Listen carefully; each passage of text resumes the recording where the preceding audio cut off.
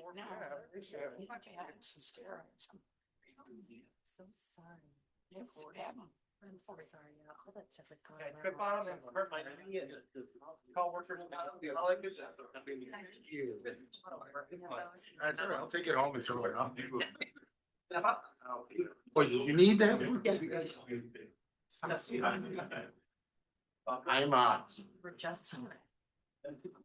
just here. Like we were in a meeting, but I feel like we just had two meetings. Yes. You mean? No.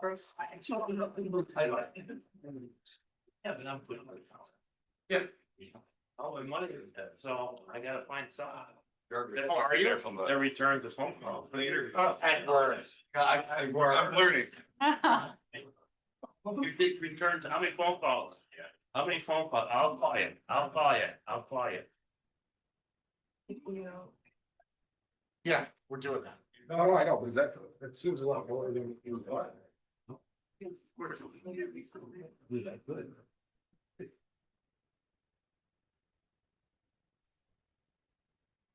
I'm sorry. You're good. You get your trying to wait. Hey, Mr. Ed. All right. No, I remember that they said that they were hoping. Yes, it's good out. Yeah, that was because it's just something here.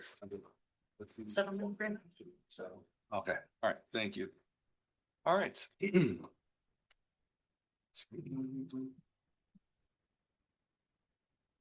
right, let's call the meeting to order at 6:31. Please stand for the Pledge of Allegiance.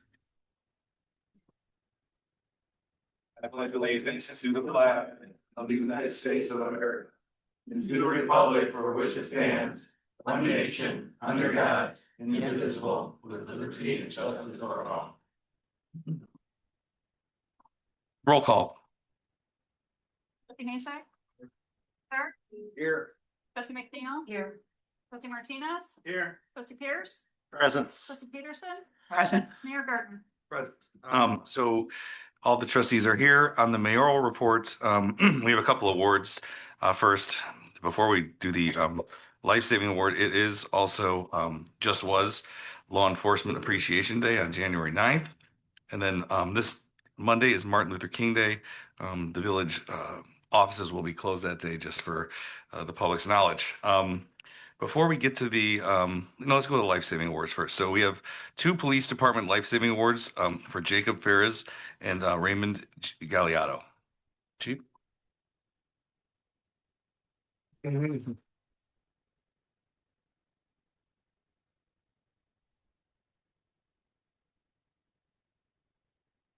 guys have your remarks prepared? Thank you, Mayor. As you know, the police department is deeply committed to recognizing the exceptional work and extraordinary acts performed by our officers and our staff. These are individuals who serve our community with dedication, courage, and compassion, and whose actions often quite literally mean the difference between life and death. Tonight provides another meaningful opportunity to recognize two of our own for applying their training, teamwork, and unwavering commitment in direct alignment with our mission to serve and protect our community. On September 20th, 2024, at approximately 12:08 a.m., Officer Galliotto and Officer Ferris responded to the parking lot within the 300 block of Main Street for a report of an unresponsive male sitting inside a vehicle. Upon arrival, they located the individual in the driver's seat of the vehicle as the sole occupant. He was unresponsive, had no pulse, and was not breathing. Recognizing the seriousness of the medical emergency, our officers immediately removed the individual from the vehicle and began life-saving measures. Officer Galliotto initiated cardiopulmonary resuscitation, while Officer Ferris simultaneously prepared and deployed an automatic external defibrillator. A shock was delivered by the AED, after which spontaneous breathing resumed. The officers continued life-saving measures in a coordinated manner until the Antioch Fire Department arrived and assumed patient care. The individual was transported to the local hospital and ultimately survived the incident. Through their rapid response, coordinated teamwork, and decisive actions, Officers Galliotto and Ferris honored the oath they swore to protect life, directly resulting in saving of a human being. It is for these actions that they are presented with the Antioch Police Department's Life-Saving Award. Thank you, gentlemen. Well done.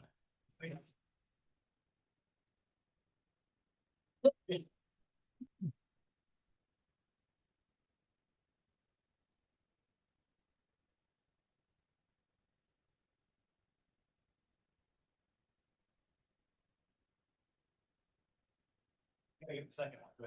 Good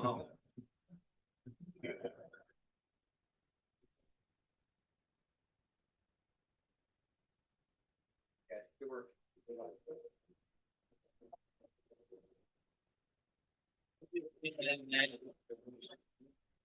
Congratulations. Congratulations. That's awesome.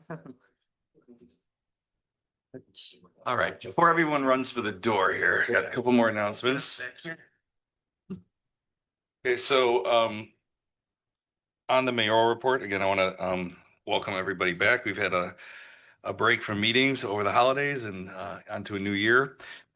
With that being said, and some of you may know, some of you may not know that we have been interviewing or in the process of hiring the next village administrator. We had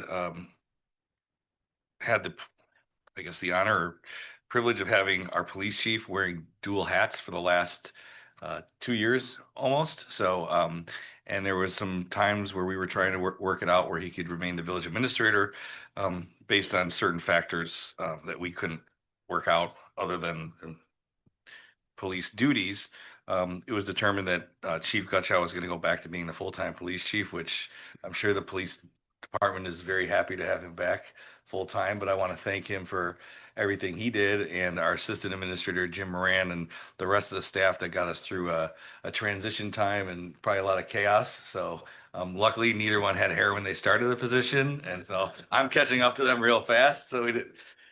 And in the meantime, we did have a search for the next administrator. We had over 150 applicants. Some of them we had an Uber driver and a manager of a Pepe's restaurant. So not all completely qualified, but we had many, many qualified applicants. And through a long process, we got it down to 6. And last week, we interviewed the final 6 applicants.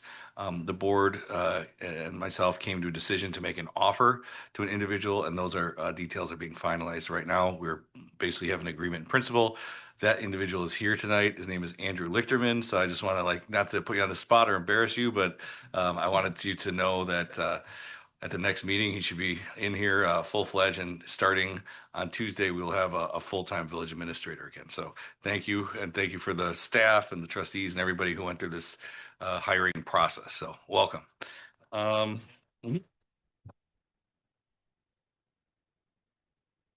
Next, we have the citizens wishing to address the board. I have 4 individuals here. I believe all 4 are related to the park based on the addresses. Is that correct? Okay. Okay. So I'm going to give this to Madam Clerk, and she will call you in the order that you signed up. Yeah, go through. Yeah, please. The opportunity to speak to the board is provided for members of the public who have a comment to make about the business of the board. The board appreciates hearing from stakeholders and values your thoughts and questions. The board strives to make the best decisions for the village, and public input is very helpful. The board must protect the civility and decorum of this meeting, so please be respectful for the duties of the board and the democratic process in your comments tonight. Please state your name and address your comments to the board. Please limit your comments to 3 minutes. Please be factual and courteous, and the board requests that you not make statements that are personally disrespectful or condescending to members of the board or staff.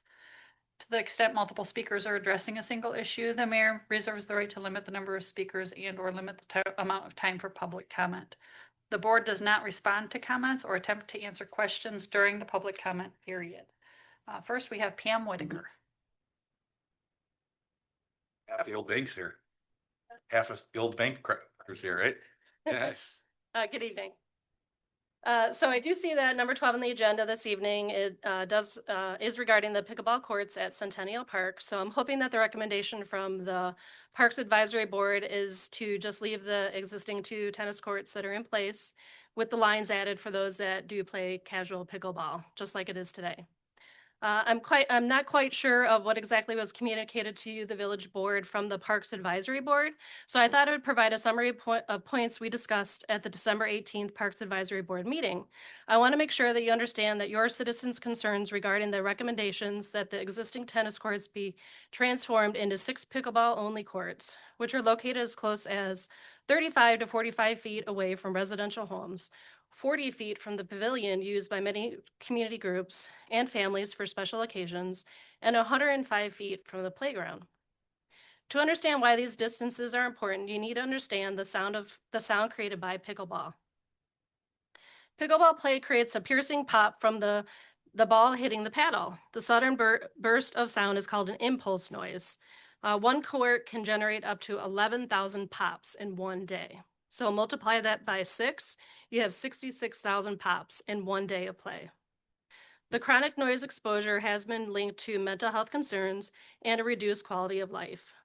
So any sound studies that should be done should just include not only decimal, but impulse studies as well to see how humans perceive that sound. One particular study from May of 2025, completed by the Acoustical Society of America, noted concerns including signs of trauma, severe distress, torture, and suicidal thoughts. An example of the comment that was classified as severe distress was, "No one would choose to live this way. It is physically and emotionally debilitating." The study recommends that courts within 1,000 feet of homes receive close attention.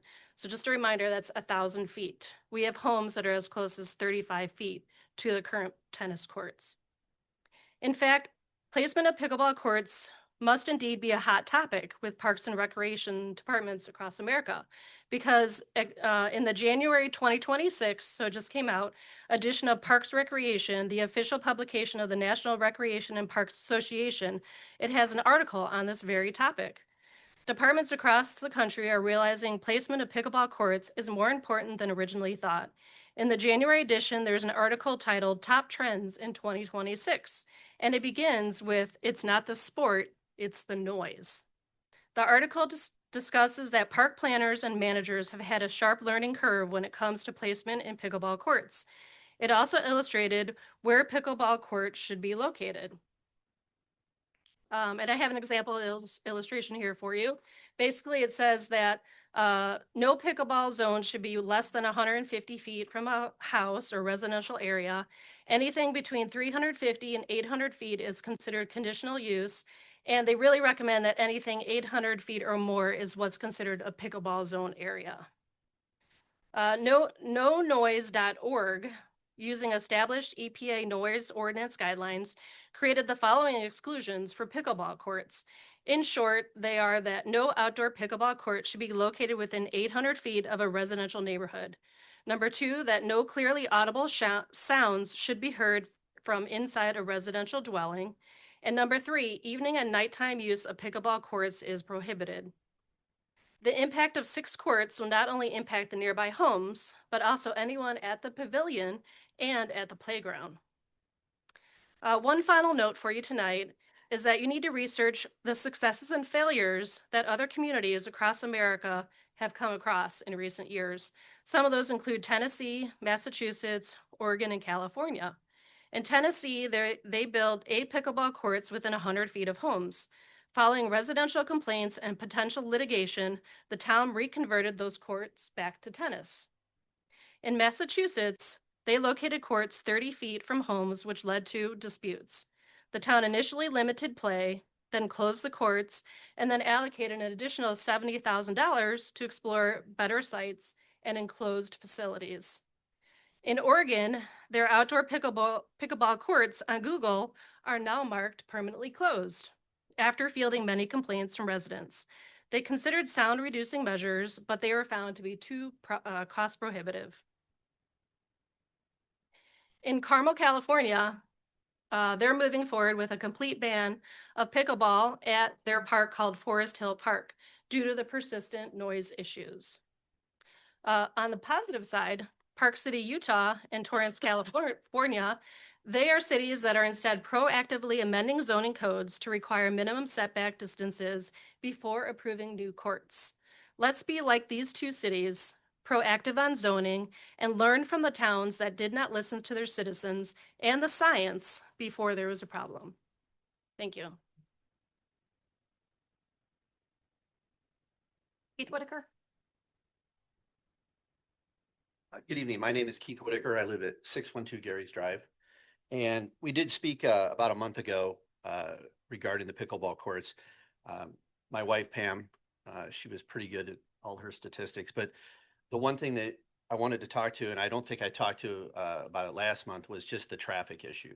So on average, one pickleball court, because we want to convert the 2 tennis courts into 6 pickleball courts, is from what I understand. One court can hold up to 4 people. So we have 4 people. Let's just assume that we have 3 cars driving there. Okay. So let's multiply that by 6. The majority of the people, when the park is full, they park on it's Greenbrier, Longview, and Gary's Drive. So instead of, with the whole renovation of the park, we're trying to alleviate parking problems. What we're doing now is we're going to invite more people to the park. And we can also probably expect an increase of people if we're going to redo the park because we're adding paths. We're going to redo the bathrooms. So we got the playground. We're going to redo the baseball field. So I don't know if there's more leagues are going to want to play baseball at the park. But what we're doing is we're just adding more people to the area. I know there's a spot way over on Anita, over by the apartments. We live in the area, we walk around. I rarely see anybody park there because it's so far away. And the people that we do see parking in our area, they're largely playing tennis. And right now it's a couple cars. Sometimes we see more during the 4th of July if somebody's going to watch the fireworks. Or if there's a party at the pavilion, you might see 1 or 2 stragglers because the parking lot's full.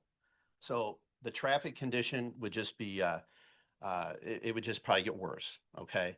The other thing, when she talked about all these noises and sounds and everything, because you're probably not going to go deaf listening to pickleball, or it probably wouldn't be a popular sport, but it's that pop that is made with the paddles. But the other thing, a lot of the studies, they look at the encompassing area, the residents. But the other thing we got to take it into consideration is we're putting the pavilion right next to the pickleball courts. And from what I understand, there's going to be a spectator stand too for the pickleball courts. Was there for people to view the game or people sitting or anything? Well, I guess what I'm getting at is we're putting the pavilion right next to the pickleball courts. So if we've got these problems with residential areas, now you've got people having parties, family reunions, and things like that. They're going to be right next to it, and they're going to have to listen to the noise. And I mean, let's be real. I mean, this is a very popular sport. I don't play it yet, but probably someday I may. But we could probably expect all day people using it because pickleball, the leagues, they're destination leagues. They like to go places to play. All right. Because we already did the one over on Rena. There's 6 courts over there, or 4 courts over there. And just offhand, I told this, I brought this up at the last meeting. Right before that meeting, I've got a customer that lives off Arena on Highland. And I asked him about the new park, and he said, he kind of mumbled a couple different things. He goes, well, I like to go there and shoot hoops. But he goes, it's real noisy. And I go, what do you mean? He goes, well, I go over there and they're playing that pickleball. I can't hear anything. It's too noisy. So he doesn't go over there because it's too noisy because the basketball courts are right next to it. So, we've got the traffic, we've got the noise, but not only the noise of the people live in the area, which they'll be exposed to it however long the park is open. And then you've got the people that visit the park in the pavilion. And then let's think about the playground. So we're developing a new playground for kids of all ages, of disabilities and so forth and so on. So now are we going to bring those kids to the area that can finally play in something because we all know the wood park is cool, but some kids just can't play in it. So then we're going to expose them to that noise as when they come in. So I guess there's something to think about.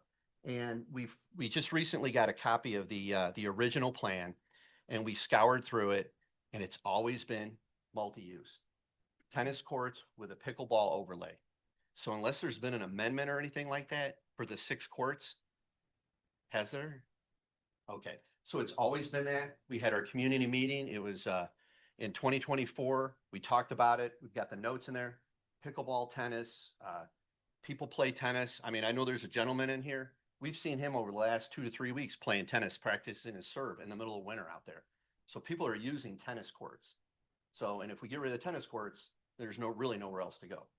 At least in our area, because Centennial Park is a neighborhood park. Thank you. Arlene?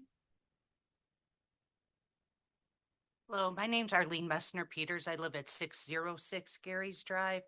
And I ask, first of all, I'm thankful for your time to be able to sit and listen to us talk about the park. I don't know how much research all of you have done.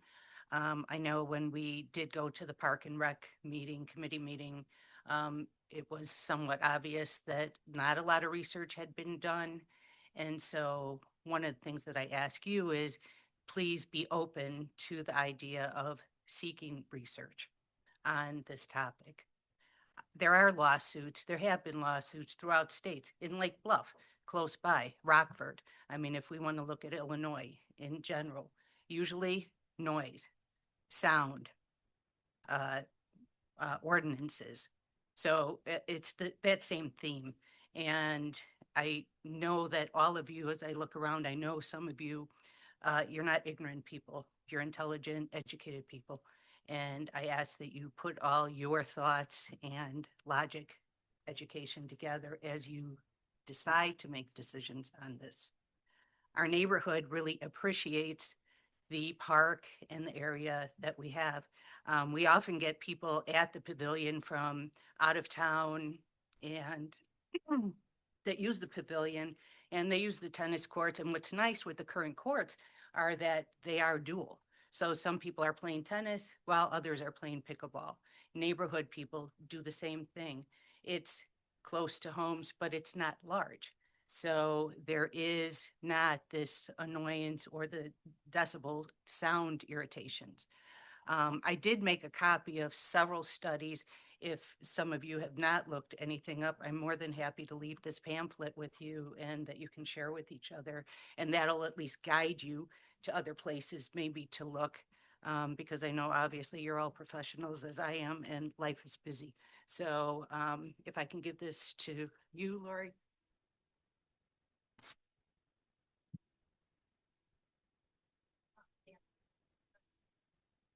That'd be great. Thank you for your time.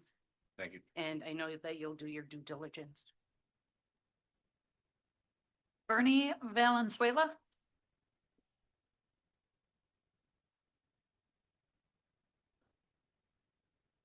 I'm Bernie Valenzuela. I live at 667 Cameron Drive. My main concern is about the tennis court on Centennial Park.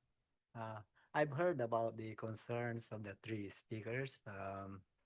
Yeah, it's about the noise, and but I'm very thankful that we have those tennis courts. It's really nice. I hope it stays that way, and I don't mind sharing the tennis court with pickleballs. But the noise is really very concerning, and I don't want to play tennis, enjoying myself, but bothering those houses there. So if you can have the tennis court stay, and how do you call that?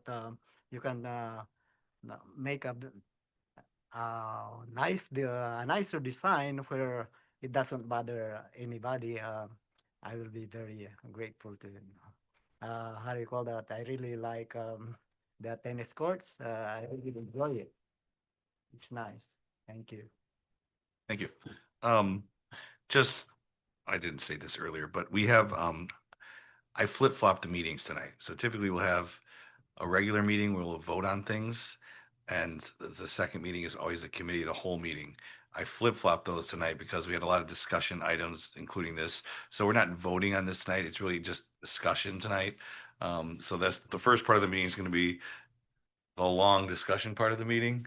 And then the last part of the meeting is going to be the voting. So I don't believe this is up for a vote tonight, but it's just to get feedback for the parks director based on our recommendation and the Parks Board. So just so you know.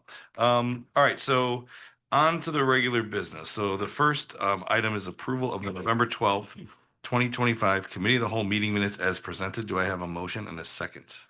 So move. Second. Um, roll call, please. Mason, Yes. Luther, Yes. McNeil, Yes. Martinez, Yes. Pierce, Aye. Peterson. 6 voting yes, motion carries. Next item is a liquor license request from Brothers of Liberty to be located at 894 Anita Avenue. The applicants are here in person to answer any questions. I saw there was the application and the background information was in the board packet. So do any of the trustees have questions for the applicants? Do the applicants want to say anything? It's now would be your time to address the board if you wish. Okay, sure.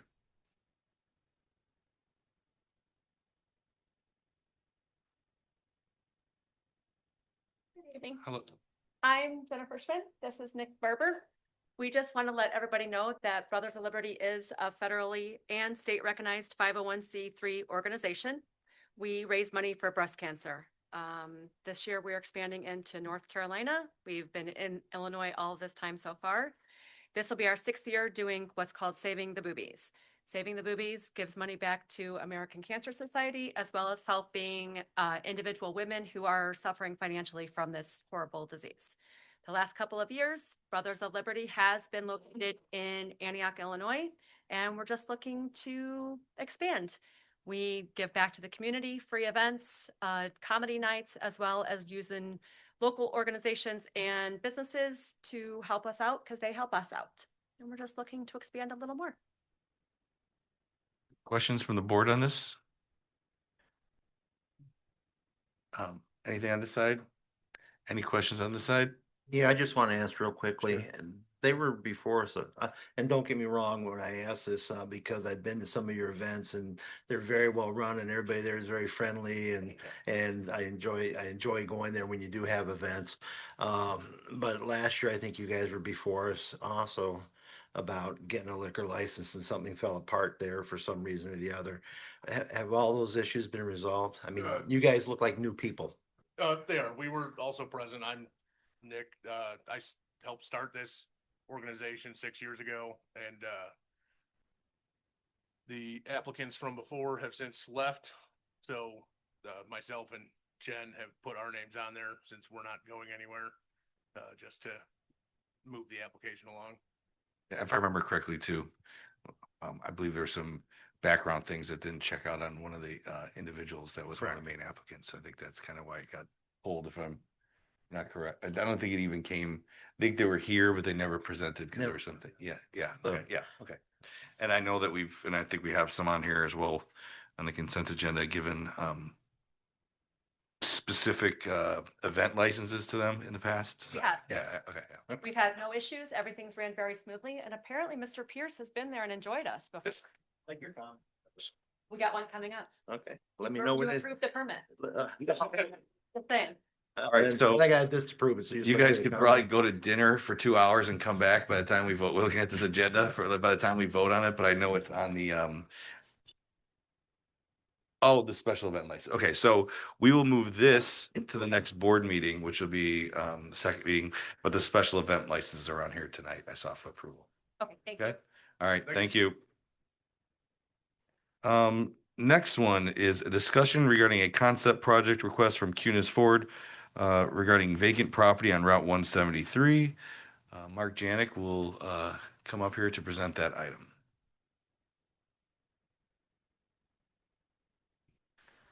Good evening. Representatives from Cunis Ford are here tonight to discuss a redevelopment of property in 173. As you know, they're located on 173.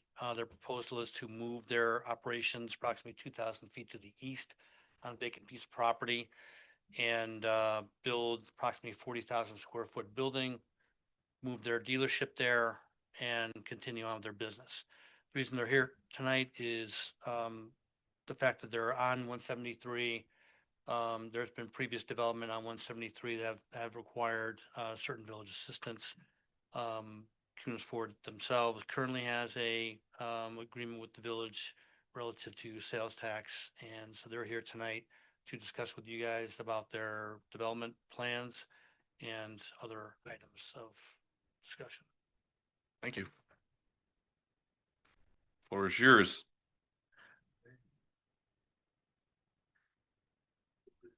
I had one question just from the packet. I couldn't tell. I think I understood it. Does the development take the whole vacant site right now? Does it encompass the whole site? I couldn't tell from when I saw in the packet. A little over 6.5 acres that I believe we are developing, pervious space, building, parking lot of the 12. And It's 12 total. Okay, yes. okay. That's The green space and the Sure. drainage down Okay. for the south. That answers my question. Thank you. Yep. Dax Conley, Director of Development with the Cunis Group, 2141 East Geneva Street in Delavan, Wisconsin is our corporate office. As Mark said, we're looking to vacate on 173 down kind of in the hole, go up east, get up on the hill, get some more visibility. get some more space, add some more service bays, have more cars to get on the lot for sale and service, and upgrade the building, get to the new OEM Ford standards that allow us to continue to get our discounts from Ford and continue to sell cars and hopefully more cars in this investment. This investment is going to be a $15 to $17 million investment in your community, which is huge for us. So we will be discussing tax, TIF, how we can do that. We'll present something, come up with something probably very similar to what you've done in the past, in the real recent past, with the dealership up on the road there. So 40,000 square feet ish on the main floor. We got some mezzanines in there, another 8,000 square feet, just under 600 parking stalls out there. There's 26 service bays to be able to service. 5 of those service bays will be heavy vehicles, larger trucks, work trucks, those kind of things. Be plenty of office space. There's going to be some great mezzanine space for parts. Super important.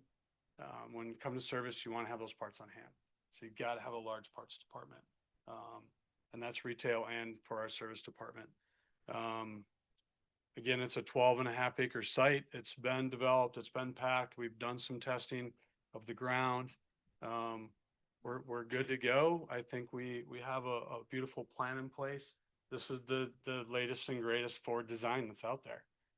It's got a beautiful front glass front. It's bright. It's all the lighting's all dark sky lighting. We'll have black top space. It'll be painted. We do have a traffic study that's been completed. The traffic study is in favor for us. On 173, we've submitted that to DOT. We have not heard yet from DOT. We'll continue to work with DOT. I know you're not shocked by that.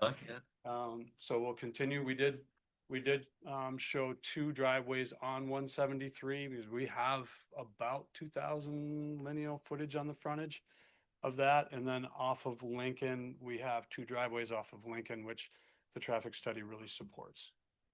So with me today, I have our civil engineer and I have our preferred contractor for this project. So if there are any questions, any detailed questions, we can answer all of those. Questions? There's new board members here. We gave Cunis a deal, the tax incentive deal that never fell through with, in the past. Just push it down. Yeah, there you go. There you go. So we had an incentive deal, probably 10 years ago that we gave Cunis to do a big and better store. I think I know, but it should be explained for the other guys. And then the second question is, what are you going to do with the old shell? There's no black and white answer for the old shell. What I can guarantee you is that we won't let it go blighted and not maintain it. Greg's just unsure. Greg's a man of prayer and he hasn't got an answer of that yet. And there's options, right? We have RV, we have 14 RV dealerships. We could sell it. I think there's a lot of options there that would be, big advantage to the city, hopefully, or to the village to find something that works on that space. I don't have an answer for you yeah. And as for the TIP district, that's something that we'll put together. We'll put a plan together. I think it'll be an incentivized plan to be able to sell more cars to get more money back, right? So grab that sales tax. So we'll come with a plan. I love the new look and everything else. My concerns are obviously the cost to the village and the return of investment to the village as well. And then also the existing facility and what happens with that. But if the numbers work and everything works, I think it could be something that would help with 173. So look forward to seeing the rest of the proposal. Comments are similar. I like the plan, but I'm very interested to see the numbers and the actual proposal when it comes through. This is sort of like a surface level overview. So we're looking forward, I guess, to seeing more from you. I wish you luck. The only thing I hope that you could take into consideration is that you do have neighbors on Lincoln Avenue, and I hope your property and your building is a little more recessed, obviously to create a buffer between your neighbors as opposed to the location you have now, where you have, fellow dealerships alongside you, so. Yeah, and we really did. We moved the car wash to the far side and far away from our neighbors as we can be, and lighting and we'll have a pretty large area where we're staying away from that retaining pond and that drainage there, that they'll have some good green space. I'll be honest, I'm kind of not wary, but wary. Number one, as was mentioned, the Lincoln Avenue impact. Those people have had a lot of impact already and dealt with a lot there already, so there needs to be consideration for them. And as Trustee Masek mentioned, we've had past dealings with Kunis, and honestly, it was like pulling teeth to get anything formalized and finished.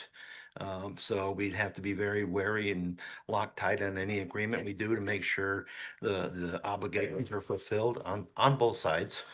But there were problems before, and I wouldn't want to see that happen again. It'd be very important to see what the numbers actually are, what you expect to make. And I presume that building is more like the Gordy Bouchard one up in Kenosha or Pleasant Prairie. This is actually the latest design. So Jim, we had this discussion. There's one other. Okay. All right. So I mean, the one up there is a nice design. It's newer, it's brighter, and I'm sure if this is newer and brighter, it's better. It'll be better for your sales and better for your operation, which means if you sell more, that brings more money to us. So, but really have to know the numbers. The other issue you mentioned, our recent deal with the other dealership. They expanded and grew their business into a very successful second dealership. They didn't just pick up and move and leave an empty shell that they're going to maintain. So I don't think the deal would be quite comparable or comparable, but we'd have to look at the numbers.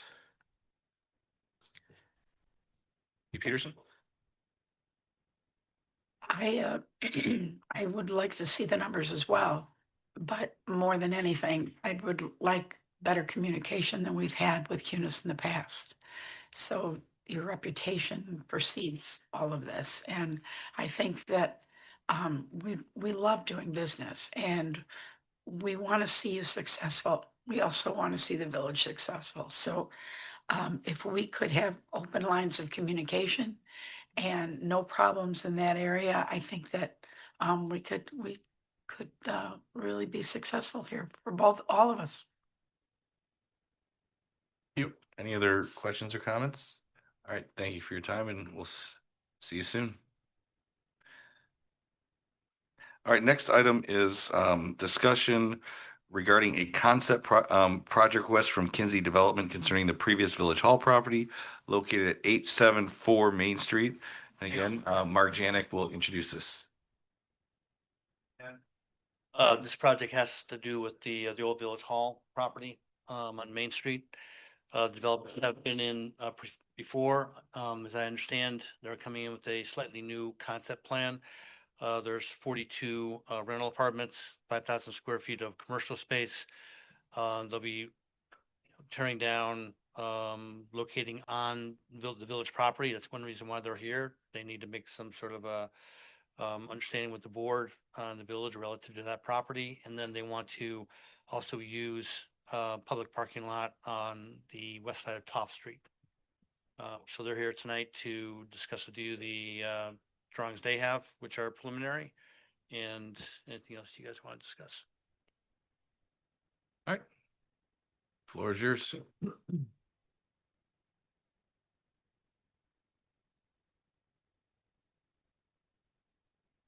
Well, again, Mark Korinsky, HKM Architects and Planners. Sorry, I'm a little under the weather, so I normally don't have this Demi Moore voice. You've got a full room. We could a couple of ways we could basically the plan is the same in concept when you look at it, but when you look at it in detail, it's changed a bit. The first thing we did, we had a lively conversation last time with you guys in September. And what we came back from that was, there's a question on parking. And then there was also, just a question of what's this for the community, and just study it a little further. The first thing we did is we went and actually surveyed the lot. Ironically, the current owners of the parcel did not have a survey. So, we took it upon ourselves to get a survey in order to understand and get into the weeds a little bit of the accuracy of what we're showing you. And as you guys know, actually for clarification, it's not Kinsey Development. Kinsey Development wants to build this. It's EM8 Properties. So I just don't want to get stuck on the wrong side of I was up at something. the staff meeting this morning, but that's, yeah, I had the same question. So we got a survey, and then we went into depth with your code. And you guys know that this is part of the village core, and it's a crucial component, and it's a crucial corner. And that's why we've got that elevation that you have in front of you. But the other thing is, as you work west on Orchard, you hit transition core. So this whole building has been designed and continues to be trying to comply 100% with the character and the vision that you guys had when you were setting up this whole downtown. So it's broken up into different pieces. It's got the reason we needed the survey. Your zoning code doesn't go from a property line. Your zoning code goes from the curb, from the face of a curb. And that's where your building setback is determined, because it really doesn't matter where the property line is when you're walking up and down the street. You can't tell where that is, but you do know the space of from curb to the face of the building. So that building, excuse me, complies with the zoning code in terms of where the existing curbs are. As you work west on Orchard, you have the same thing. We start with that code, and you work, and you can see what we've done now is we've created that other building, sort of the transition building, that beigey building. That is, your code is all set up to not have a monolithic building anyplace, because that's not what Main Street has right now. It's broken up into smaller buildings, have been built over time. So that's the goal of this design right here. And it's fairly similar when you look at this, what you saw before. There's some details, and I could spend an hour talking about it. I think you guys will run me out if I spend an hour talking about it. But the important part is, as you're going west on Orchard, you have a different building, and it's a transition, because across Toft literally is the transition core district. The big change, if you look at the site plan, is we always have the retail facing Main Street and the corner retail facing Orchard. We have a small little door now for the residents to get access directly to Main Street and the shops and the restaurants. But the lobby, which was back on the sort of the crotch of the building, we've now put on to Toft. So it's a small change, but it's largely important, because if you don't read this zoning section, you actually read the next section over, it talks about invigorating Toft, and that you need to long-term get rid of. Toft is not one of the prettiest streets in town. You know, it's just, we've got all the parking lots there. It's a wide street. There's angle parking, there's parallel parking, there's the paint and trying to tone it down in the street. So what we did is, instead of having the building entrance back in the corner, we actually brought it right up onto Toft. If you look at that other perspective that we provided, you can start to see what that looks like. So what we're trying to do is, just like on Main Street, where you're putting people and space and you're activating that street, we're activating now not only Main Street, Orchard, but also Toft. That's the nickel tour of what's going on. Like I said, I can get into the weeds. The parking is still the issue of the parking. Right now, we've got 14 spaces behind. We need 50 some spaces in addition to those 14. And you've got a parking lot, the municipal lot is somewhere around 130 cars. It is our interpretation that that is exactly what municipal lots are there for, is they're there to encourage development in town, so each little parcel doesn't have to self-park. Because if a parcel like this, of this size, would self-park, you have either a project that doesn't happen, or you'd start to say that all that beige building would go away, and it would be a parking lot all along Orchard in terms of trying to find more cars because the small lots just don't self-park. So I'm not here to tell you, all we can do is read your codes and interpret what the vision that when those codes were put together and what that is looking for. There was a comment made of parking on, somebody said, you don't have a, we don't have a parking problem, we have a walking problem. Now, there are always times of the year in any community when parking is a problem. But the idea is to create 42 homes and apartments here that help reinforce and support the retail here and at a critical corner to create this. So all we're here for, obviously you're not voting on approving this. We're here to get a positive feel so we can go and do all the civil engineering and everything else. And the other part is the TIF district. I believe the next thing on your agenda, because since we last met in September, was that you were going to go solicit proposals for a TIF consultant. So the intent here is to work with that TIF consultant. Thank you. Questions? So I don't know if anybody else from the group wanted to say anything. I could, and I in our packet, we have additional slides. I don't know if they're available, if you need to reference them at all on the screen. I'm not sure how it's set up, but I'll start on this side. And So how many residential units? it's not 42 on the packet. 42, Yeah. 14 spots. So the only thing out of the 42, what happens if you got, because the average person now that can afford a house is, let's just being up. That's just statistics. So if you have someone buying this and I don't think we have enough handicap spots just for the building and the residents. And if they're going to use the park, which I don't have a problem with, you're going to ask a resident to carry 2, 3, 4 bags of groceries. So your code for residential is 1.5 cars per. So I'm not going to sit and argue whether we should have the state mandated number of handicap or if we should add a couple, because that's a detail. I would love to be having that conversation with you, if we can get into the next phase. One of the reasons we put the entrance, and if you look at that graphic right there, the far left end of the building, that light lilac building, we put the entrance there to make that entrance shorter distance for the parking specifically. But I can't tell with the building when it goes south on 83, is this building so big it dwarfs everything else down the road? I can't tell with your drawings if it dwarfs everything. We like what we drew, so I'm going to tell you no. Yeah, I know. It's hard to tell. So there's if you look at that, the bike shop, that's shown right there on the far left. So, and you've got a combination of, 2 and 3 story. Yeah, but if it hit like the end of like the old vault and you guys were level to the vault, then it kind of look equal when you're driving.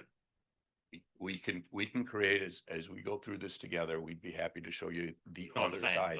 It's equal. It just doesn't go, this is big, everybody else is small. Right. And that's not the goal. Yeah. I mean, your code actually allows taller buildings here, and we didn't come to you because we were concerned of that.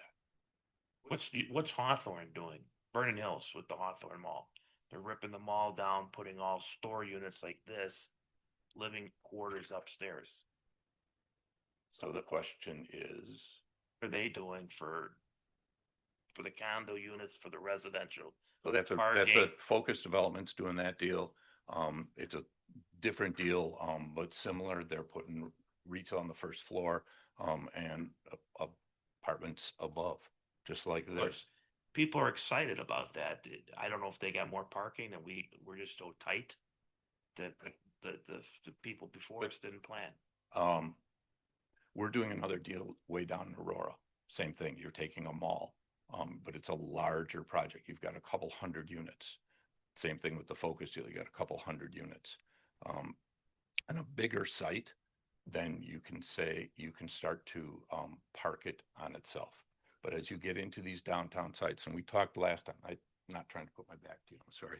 As we talked last time, and we were talking about parking decks in Naperville, or we were talking about parking decks in Libertyville, or whatever it is. Or, you know, our office is in downtown Arlington Heights. We have municipal parking decks there. The reason they put them in is because they're trying to redevelop their downtown. And on a parcel of this size, it's just physically almost impossible to self-park the project. And in your community, you can't afford to go underground, and then you won't get enough cars underground. So then you have to say, do I want to fill it out and create that street wall? Or do I want to say, I'm going to only get 40% of that building because the rest of it's going to be street parking? If you guys are developing, I want a building that's half empty because nobody has a parking spot for one car. Right. That's the concern. So, right, and that's where your code is based upon a 1.5. When we're doing apartment and we're building them in Wisconsin, we're designing them. The parking ratio is anywhere from, well, Ann Arbor was under 1 car per. Okay, but that's more of a walking community. But if you look at a comparable community, it's 1.4 to 1.6, 1.7. That's the ratio of, and the builders that are building, the developers that are building them, they don't want to be known as the building that doesn't have parking.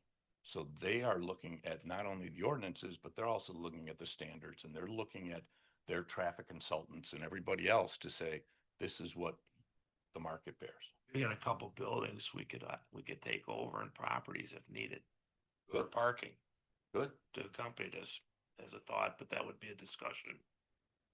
We're here to have a conversation. We're Yeah. just trying to move forward. I think I got 2 properties right in the corner. I can think in mind that could be better used. And that's always the challenge, because you guys have a great historic Main Street that hasn't been broken up by parking lots. You don't see a restaurant parking lot, and we're trying to maintain that. Parkway.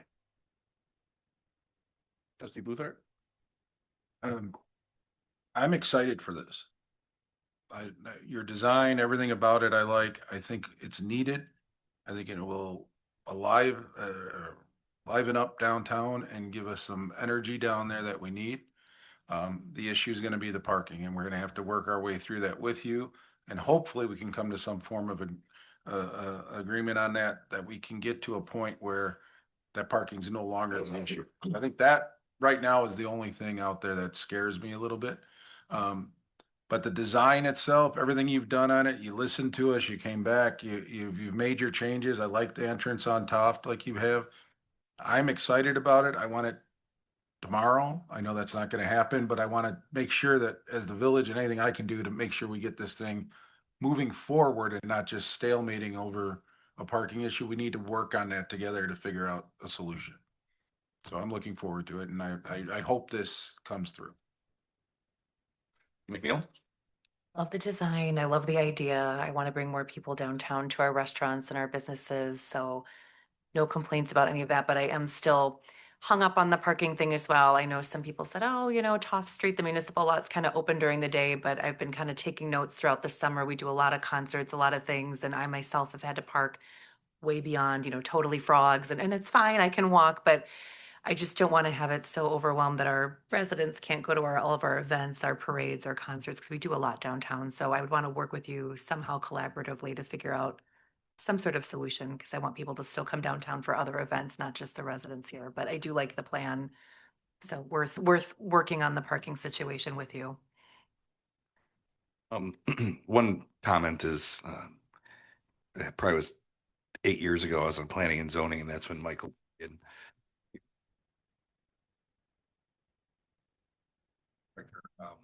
Put together our comprehensive plan.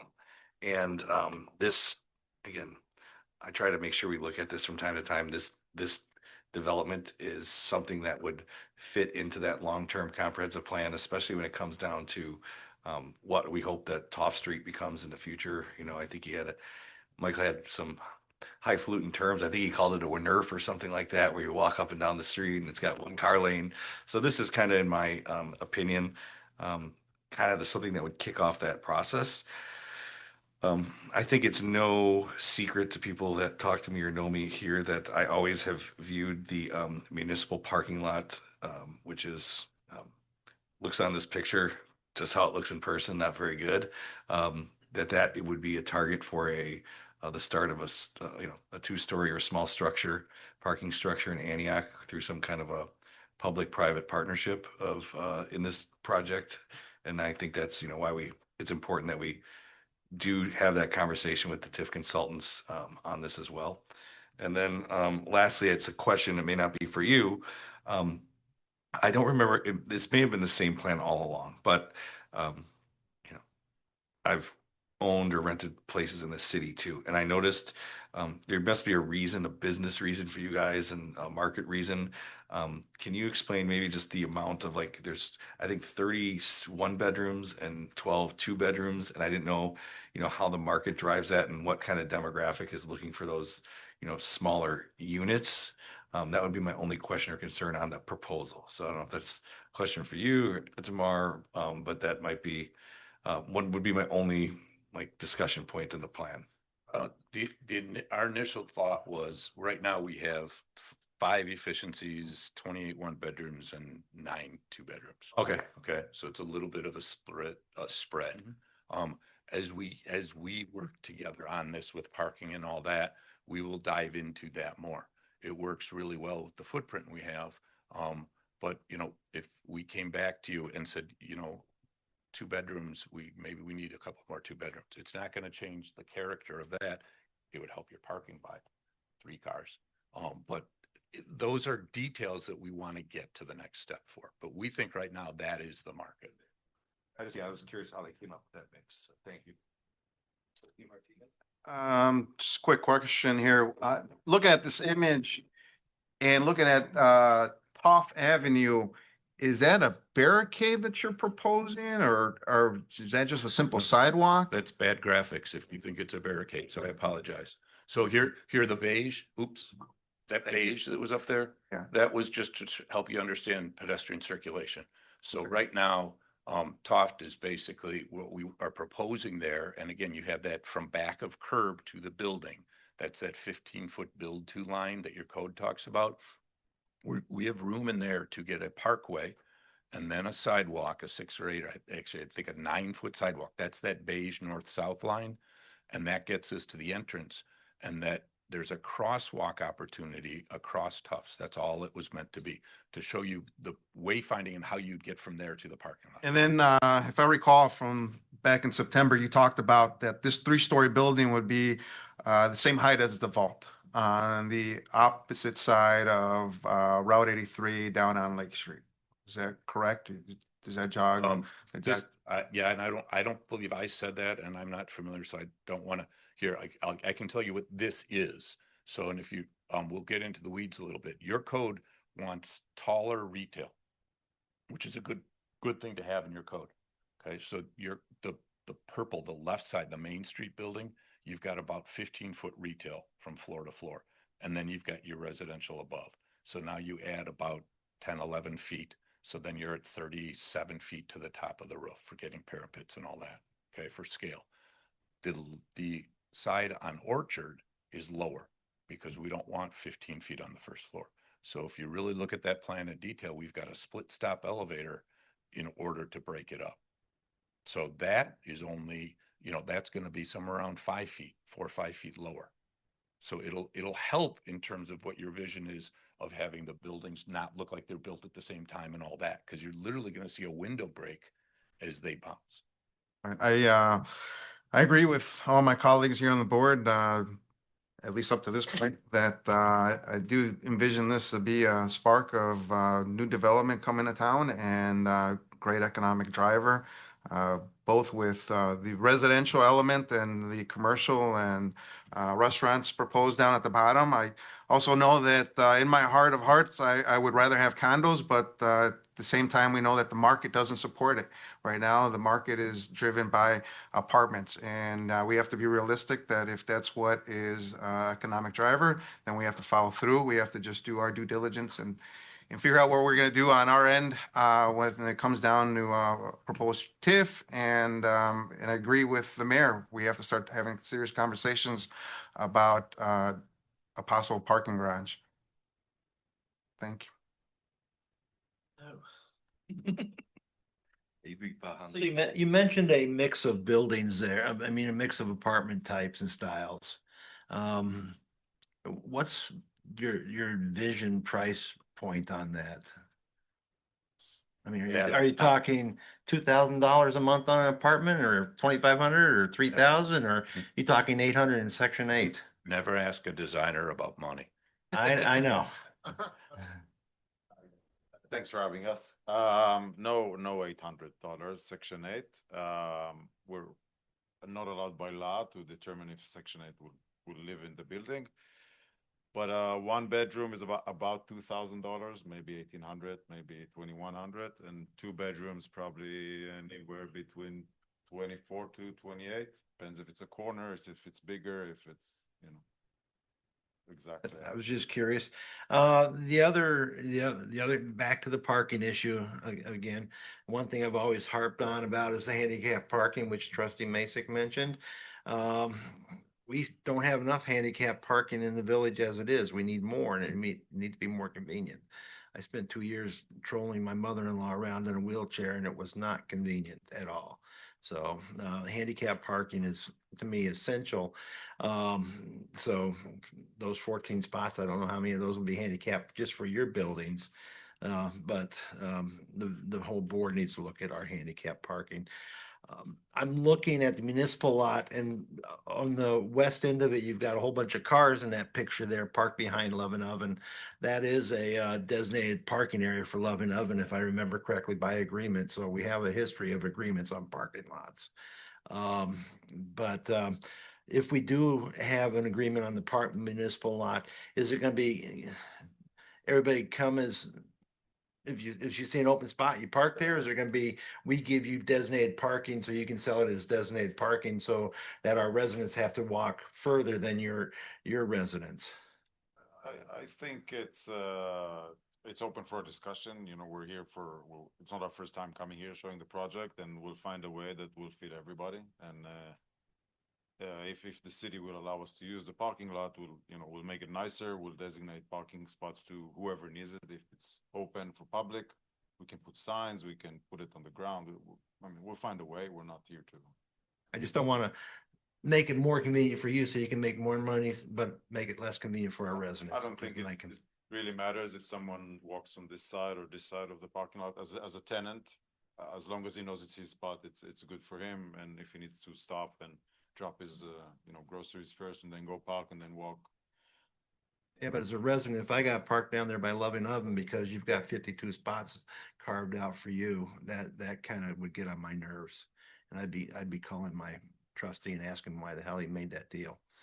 The other issue on the parking is, if you look just behind your going south on your fire pits and everything, there's that whole row of parking areas behind the other existing businesses. And I know they're just drooling in the mouth for you guys to come in there, because you'll have residents and they'll walk down and they'll spend money in their businesses, and it'll be all ham and jam, and the Lorax will be smiling. Everything will be wonderful. But as soon as your residents decide, oh, there's an open spot there, I'm going to park there, pretty soon our businesses don't have parking for people who want to come and shop there.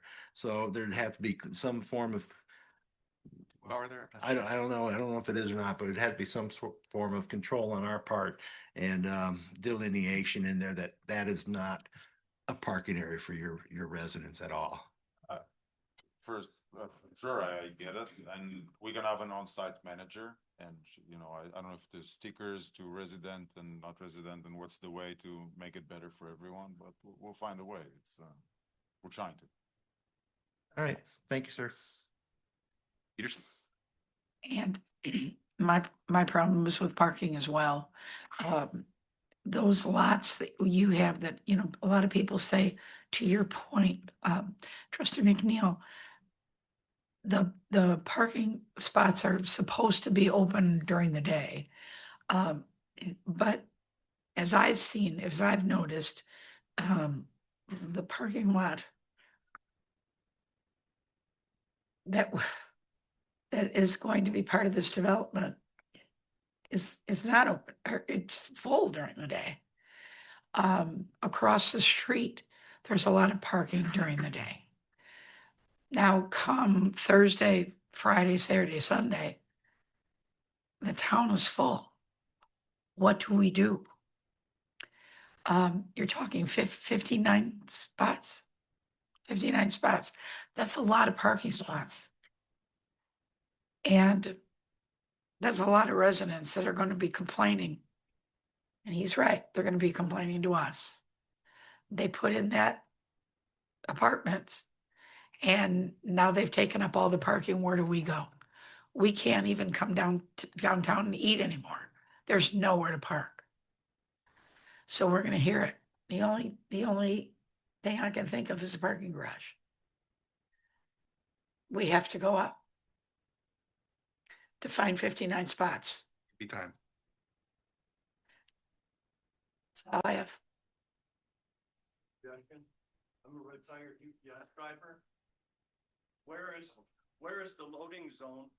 And if you're gonna have 42 residential units plus commercial, where is the UPS, FedEx, Amazon, all the other loading trucks going to park? Yeah, this is. But it's, yeah. but if you have the answer, I'll let you answer. You probably know better than I, but usually when I see them, they stop, so they'll probably stop on Toft Street and drop their packages and go back to their car. Usually they leave it on the street, like it's like the street is.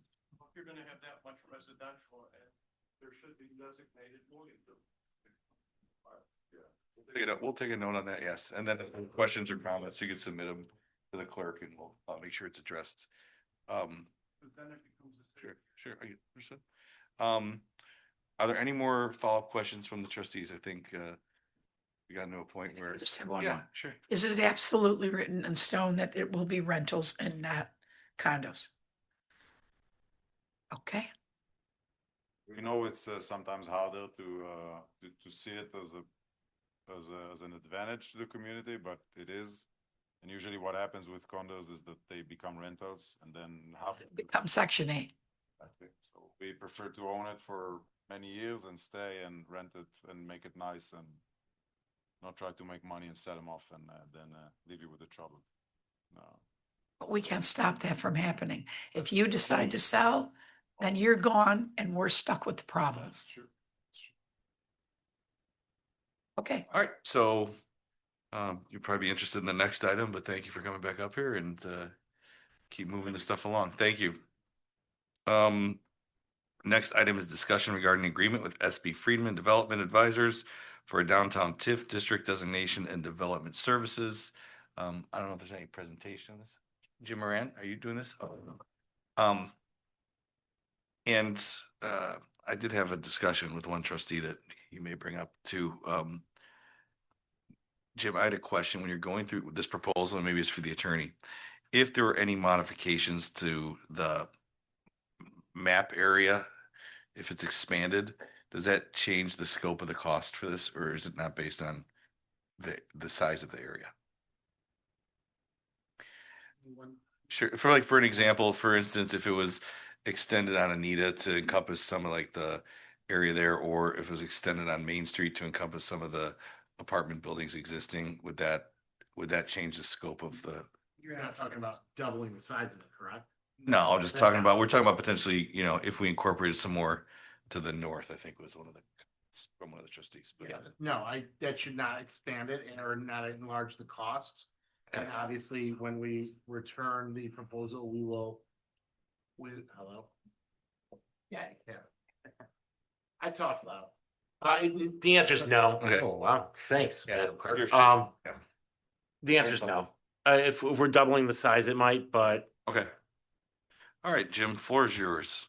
Excellent. Thank you, Mayor, Village Board. Before you tonight is a proposal from SB Friedman for the feasibility and eligibility for a downtown TIF district. So this would be the first very first step in establishing a TIF district for the general downtown area. If you'll see the map that the mayor mentioned, the proposal. It's not in my packet. I haven't seen it. All it was a discussion on a TIF tonight. There's nothing in my packet that I didn't see it at home. I didn't see it in this. Not in this packet. I did see it in one packet, but let's see, maybe it. It's under regular business, so you would have to go. Oh, it's down there. Okay, it's on number. 195. Yeah, 189, so item 10 on the regular business. So they put it in the business section. So as you're looking, I'll kind of describe the map. So this would be the general downtown area. Going as far east as Anita down to McMillan, as far west to capture the St. Peter's area.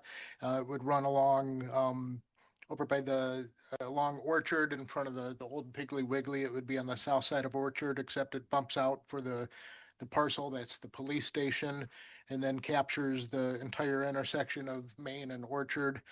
It has the Mary Kay McNeil site on here as well. On the map also, there's right in the middle that goes pretty far north and south along the train tracks. And that's just because that's a single parcel. So to capture part of the parcel, we have to incorporate the whole thing into the proposed TIF district. So that's why you see it in the middle go pretty far north and south.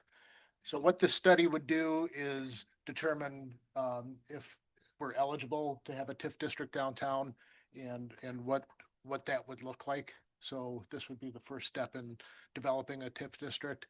And I believe, so the cost from SP Friedman would be $54,500. And I believe Attorney Baselli, that's reimbursable. Yes. From the TIF also. So. Yes, we'll induce it and then we'll reimburse it. If they come back with a statement saying that we're eligible for a TIF and we can then make the TIF work, then we get reimbursed out of the TIF. So they have an incentive to say it works. I think they get paid either way, but yeah. I also believe that this is one of the most reputable TIF firms in the state of Illinois, and They're a great firm. Yeah. So I'm sure there's gonna be questions from the board. I mean, I think this is, as the mayor, necessary for the long-term vision of getting the downtown more vibrant. And they're not here, but I know our business community is clamoring for these type of things to happen. So Briefly discussing it with some business owners, there's excitement for it.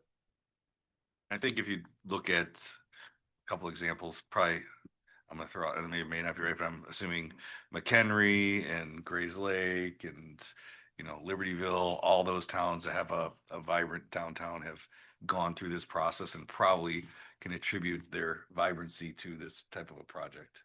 I know parking garages are part of those TIF districts that are paid for out of the TIF. I'm looking at the map, but is St. Peter's School in here? Said yes. It's yes? Or should be, yeah. Yep. It's And then the left side, right? And I'm gonna give credit to How far does it go into all the other buildings on Hillside? Goes all the way from back touching the church?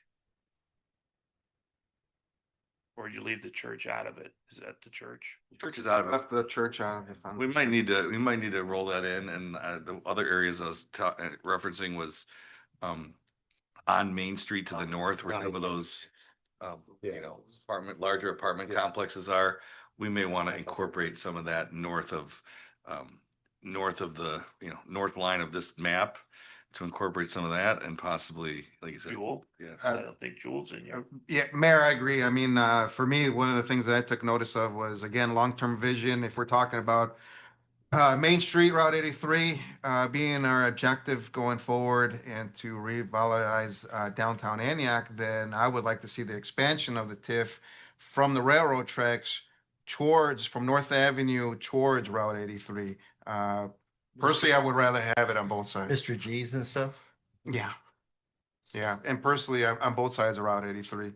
So from a procedural standpoint, when evaluating the TIF, one of the guidelines that the TIF consultant was pretty specific in, and it would be something we'd have to consult them a little further on, is you have to be very cautious for how much residential property you're drawing into the TIF itself.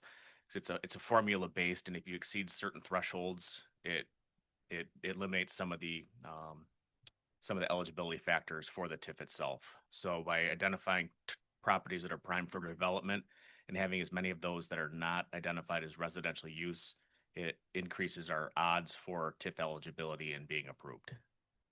With that in mind, then I think we should come up with a couple different concepts than just this one. Questions from other trustees? Trustee Pierce? I like the North Avenue expansion covering that because that area is kind of Blighted. I love the food there, but yeah, and somebody just won $50,000 in the little grocery store there, so that's good news for that area, but the TIF is needed for if we do everything that everybody wants us to do and they can use public dollars for it. I noticed you've got the lower grade school in there.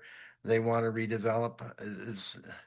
Are they going to be a little bit more easy going on us? Or are they still going to hammer us trying to get all our TIF money? Still got to get through a joint review board meeting, so we'll see. Yeah, I mean, it concerns me that the school's in here and they don't have a good relationship with us when it comes to TIFs. We're trying to make that better. Uh-huh. And I like that McMillan Road is in there for all the industrial area down there. And I think it is critical to watch the amount of residential get in there because if you add kids into a TIF district, you add obligations into it. All right. Thank you. So it seems like we can, I think it's just up for vote. Yeah, this is up for vote later. So, all right, thank you, Jim. Thank you, board. On to, sure, we will have another public comment section. Could you explain to me what TIF is? Yeah, it's a tax increment financing district, which means that if, I'll use the village hall for an example. Since it was a municipal building, we didn't pay taxes on it. So now there's going to be somebody paying property taxes. And so that difference in the property taxes could go back into infrastructure and incentives. So it's very important for redeveloping areas for them to be able to get those dollars back in. So dollars that would go to the county or to all the other taxing bodies would come back into this TIF fund, and we could use it to build a parking structure someday or that. So it's important for the long term. Yeah. Okay. Yeah. Understood. Fair question. Fair question. Fair question. Fair question. Sure. Fair question. Yeah, sure.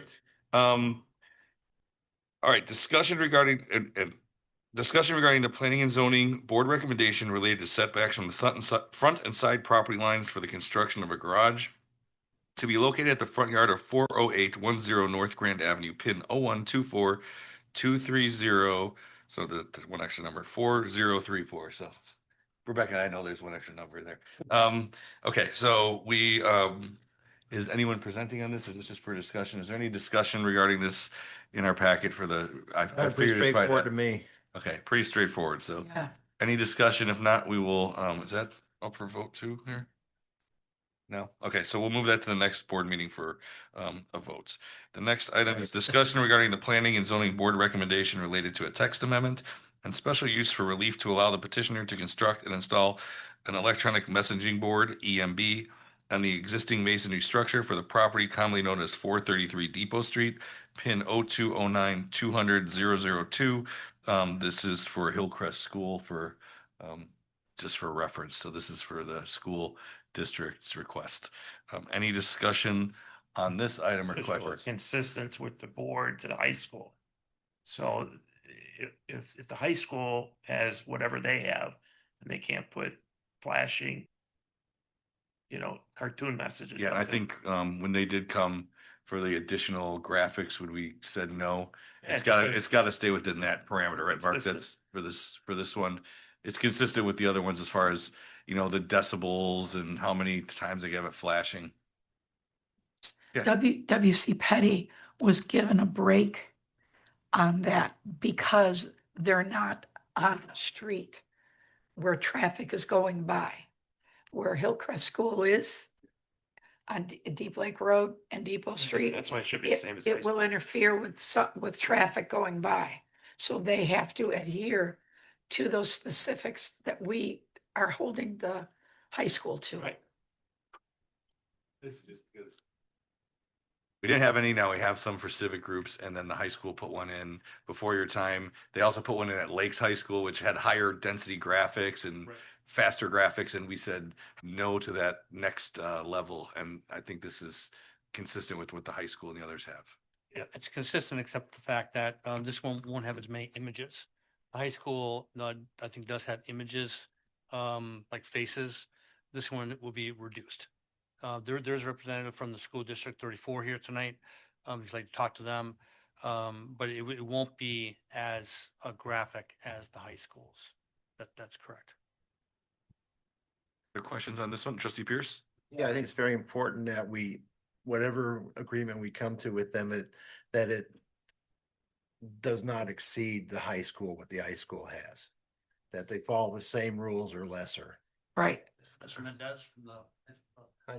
Yes, I would also like to stress that it's only for, this agreement would only be for the Hillcrest location, because I could see all of a sudden they'd want one at lower grade for their turtles. They'd want one at, because we approved this, next thing they say, well, you approved this code change. So now we got at Hillcrest, we got at lower grade.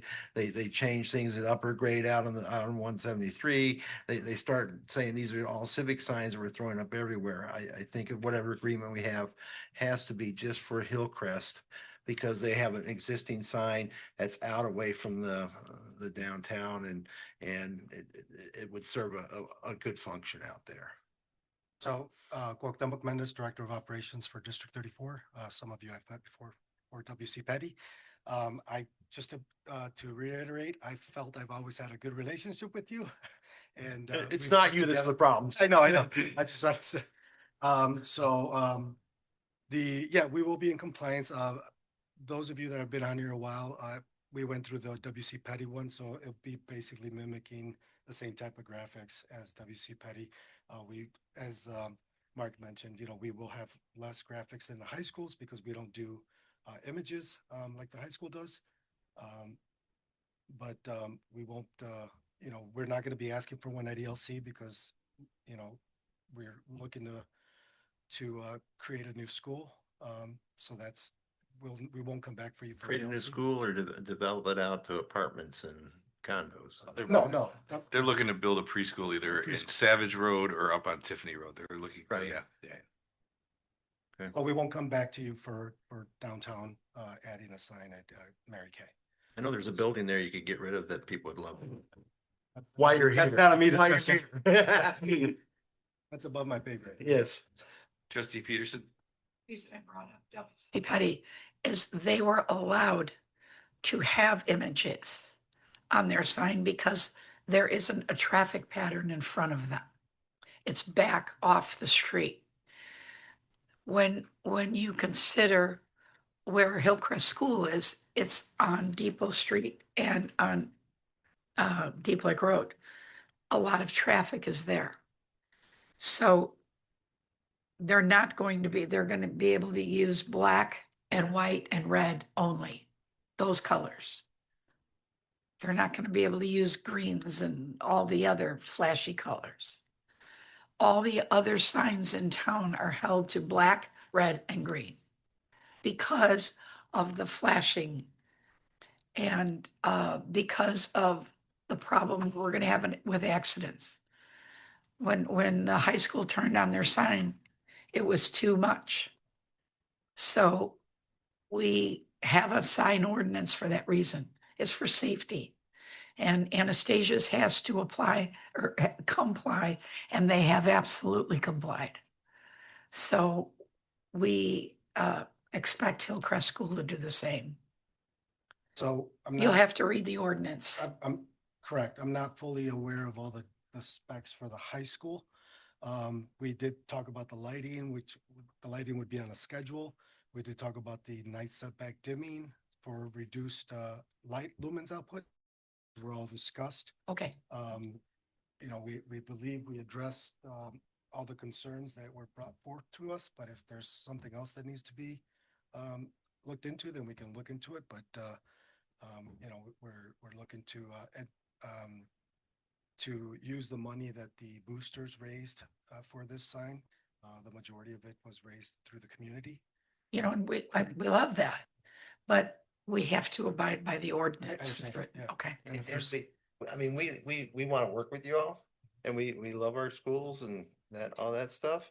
But at the same time, if we're requiring one school district to do something, we have to fairly do it to the other school district. Just want to make sure everybody's the same. Same. There, Brent.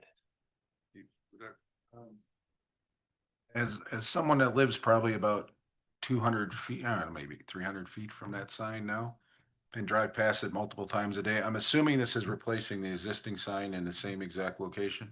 no, the existing sign will be retrofitted, so we're not replacing the entire sign. Well, it's gonna be in that same location? Same exact spot. Okay. Yeah, I mean, there's gonna be a lot of changes going around in that area now with Lake County building a roundabout at that intersection. The biggest issues I have as a resident that lives right in Pine Hill Lakes, right next to where this will be, is the traffic on drop-off times, things like that in the mornings. I don't know how that roundabout's gonna impact that at your entrance. The sign that's there now has never been an issue to anyone that I know of. And as long as we stay with that same structure that we approved for the high school down down there, I think we're fine. Um, there's one resident right across the street from there. So I don't know their impact on that. But I think I have no objection to it as long as we don't have any traffic issues, because you are going right up a hill as you get to that sign. So that could be something where when you come up and all of a sudden if it's too bright, that could cause some problems. But I don't think there should be any issues with it. So to address your two questions, we sent out all the notifications per the request to any adjacent pin holders. So we had that at the previous meeting. And to address possibly coming up the curve, that's why we have the night setback, so that most signs that have multi-level outputs, usually you want the brighter light in the daytime because it's harder to see, and then we do the night setback because of the same reason, so that it's not an obstruction to drivers at night. Just a quick question. I don't know if you know the answer to this, but do you know, is the sample how it will sort of appear? I know Trustee Peterson was saying we only allowed the high school black, red, and white, and I think you've got navy, which I don't personally care as long as it's not like multiple colors. Do you know what colors they were putting on Are you there? referring to the? Like the image, well, it's not on the board, but the image in the packet, they've got like the flag with like the navy and the red, and is that gonna be the color scheme of it that you're Well, proposing? that sign is already The one that's already existing. the only thing that's gonna change is a centerpiece on it. I don't have the printout with me. Yeah, just in the centerpiece, they had like different colors. I was just curious if you're Right here. proposal.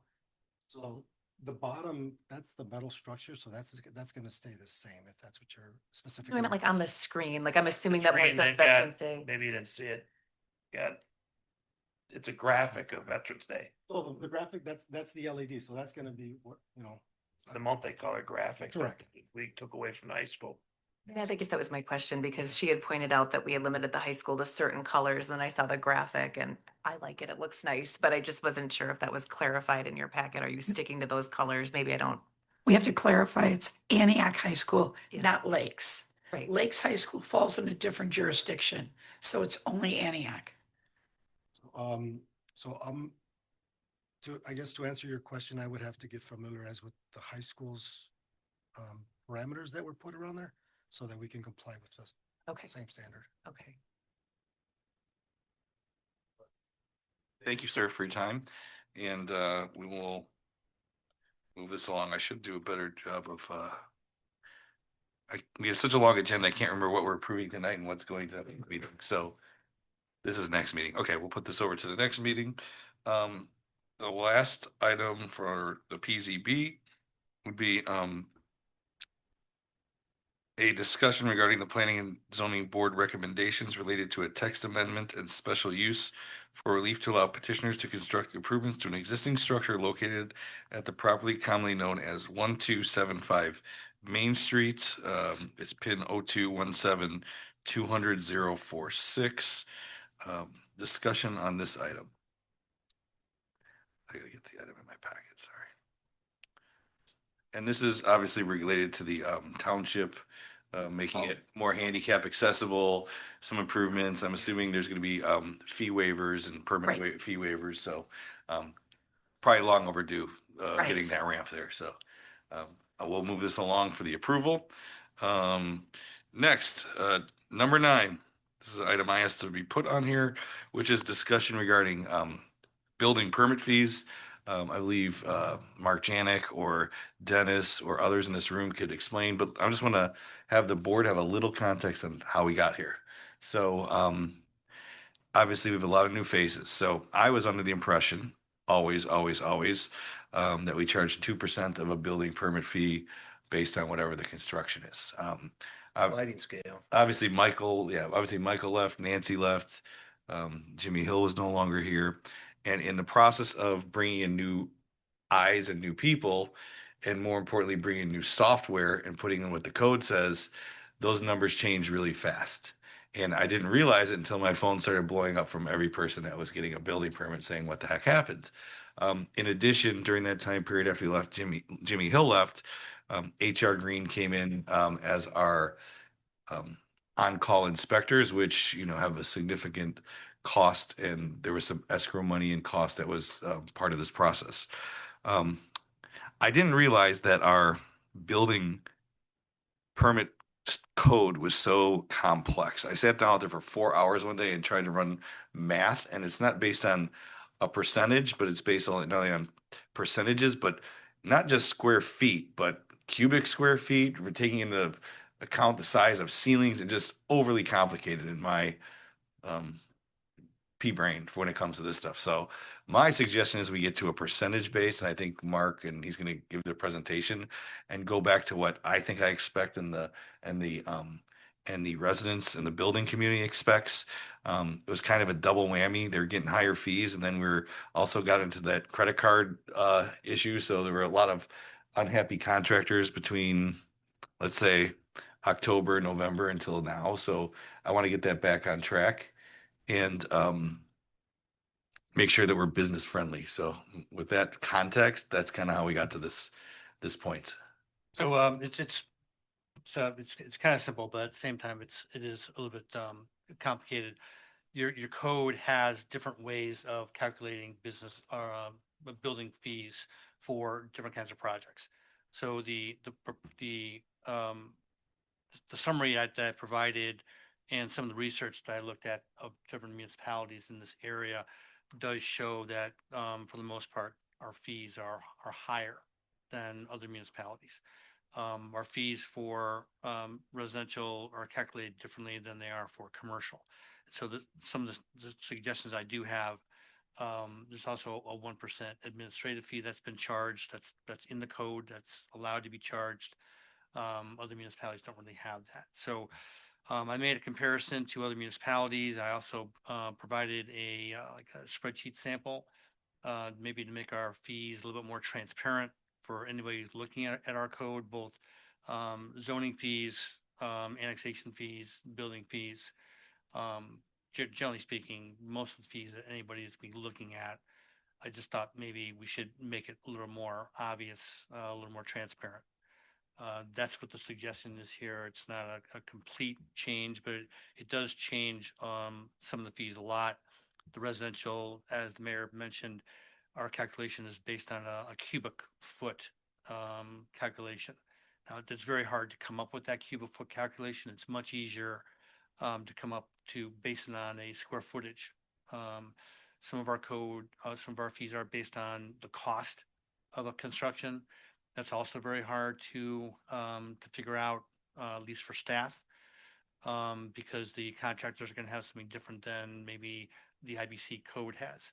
So basing our fees on square footage is a much easier, much more obvious way of basing our fees. So basically what I'm asking tonight, as brought by the mayor, is to change the way our fees are laid out in the code, and also to most likely reduce, at least on the commercial end, how much we do charge to make us more in line with other municipalities. That's the idea. And simplify it, right? Yes. Questions, I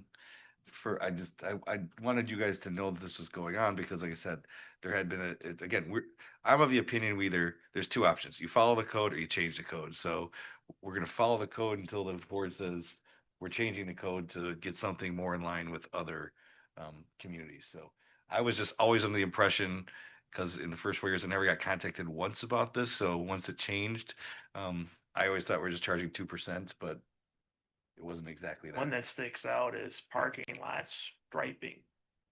$45. How many permits do we have pulled for that? Well, you got very many. Anastasia's that restripes. I restripe $45 for a $5 with a paintbrush for 5 lines. Doesn't even make sense. And I mean, this is all, we can. So, so if this is someone just the redid first, their lot, they gotta pay striping. and this is just a first pass. And so, yeah, these concerns, we can, address these when it comes to a final proposal for the code update. But yeah, look at these items that he put on this spreadsheet.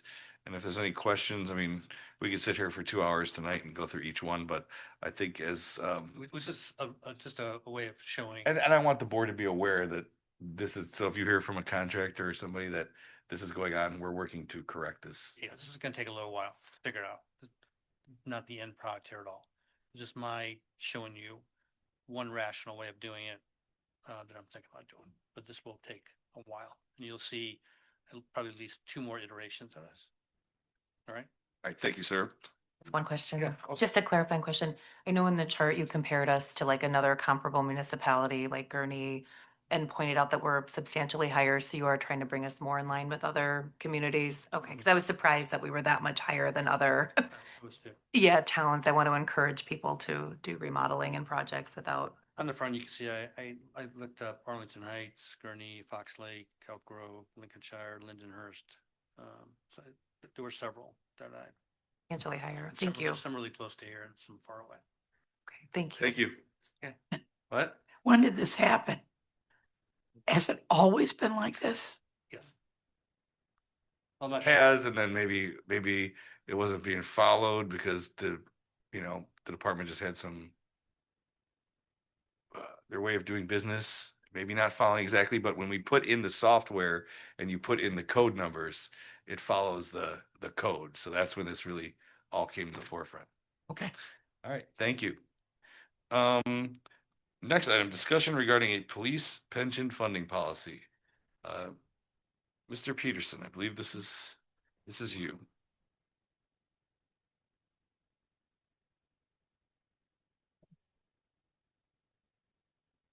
Good evening. Thank you, Mayor. So yes, this is the police pension funding policy. As you're aware, as of May 1, 2025, the police pension unfunded liability was $23,100,000. So serious problem. And over the past 10 years, the Antioch Police Pension Fund's funding level has been ranked in the bottom 10% of the 356 Illinois downstate police pension funds. In Lake County alone, the fund is ranked 30 out of 33 police pension funds reported. The purpose of the proposed police pension funding policy is to address the unfunded liability by adopting a 15-year layered funding with 100% amortization target. The ultimate goal for this policy is to ensure that the pension benefits can be paid, the employer costs can be managed, and the plan to fund the pensions is clear. This has an effective date of May 1, 2025, which means if you approve this, that you're actually 1 year into this 15-year plan. And when I say 15-year plan, what they do is they look at this $23 million unfunded and they set this 15-year schedule for the payments. When you get to the end of the year, there were things that were assumed that would happen maybe during the year, but now the year ends and things are actual, and it might have an actuarial gain or loss. That starts a new 15-year clock. And the next year it happens again, a new 15-year clock. And so it's not that at the end of the 15 years, you're 100%, because there's a constant new 15-year layer that is going out there. But it is this is a great funding plan. And the only reason like this opportunity is really coming up to you at this time is because the state typically has a 30-year, it's like they say, okay, we're going to refinance this problem out 30 years. I call it kick the can. Right. Yes. That's what they do. Okay. And so this 30-year plan, and it had been around the 13th year, the two prior times was something like 13 years in, they go, kick the can another 30 years. And so as you're paying down, this liability, and then they push it out, another 13 years basically. And it's happening right now that they're about to probably pass a new 30-year clock. That means we're going to be off of that. By design, it just doesn't work. It will be off of that, and now we'll be onto this 15-year plan. The point was that currently in the current 30-year period that we're in, that would go out to 2040, you're 16 years in. And so as you getting closer to the end, and they're like, hey, now you're down to only 14 years left, and you have to have this thing paid at 100%. It keeps putting pressure on to raise the costs. And each year as you would get closer to that 30th, you get into that final year and they're going, okay, you only have 1 year left. You got to pay it now. And it's just astronomical number. That's why they have to kick the can, is because you can't get to that astronomical number. But the number is inflated at the moment, but it's to our advantage that we say, this is the moment we switch plans, because the dollars equal to where we're at right now. This year they said we needed an extra $100,000 for the tax levy for tax year 2025, which we had put in. But now we're at that dollar. And before they throw this out there and say, hey, let's kick the can, you go out 30 years and you drop the number down, it is a bad idea to do that. I mean, that's your other option. And I'd say, do not do this. You're 23 million in the hole. You would be kicking the can down the road. It's just wrong. And we need to So I close. think this is great. This is a great plan. It's great timing.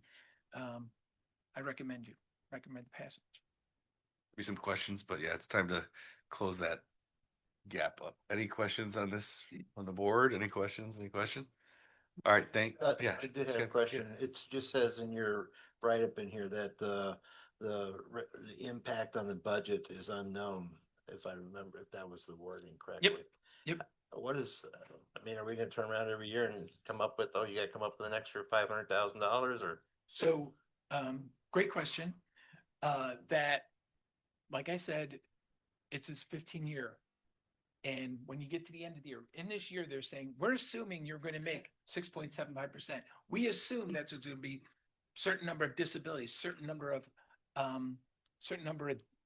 people passing away, certain number of certain pay increases in that.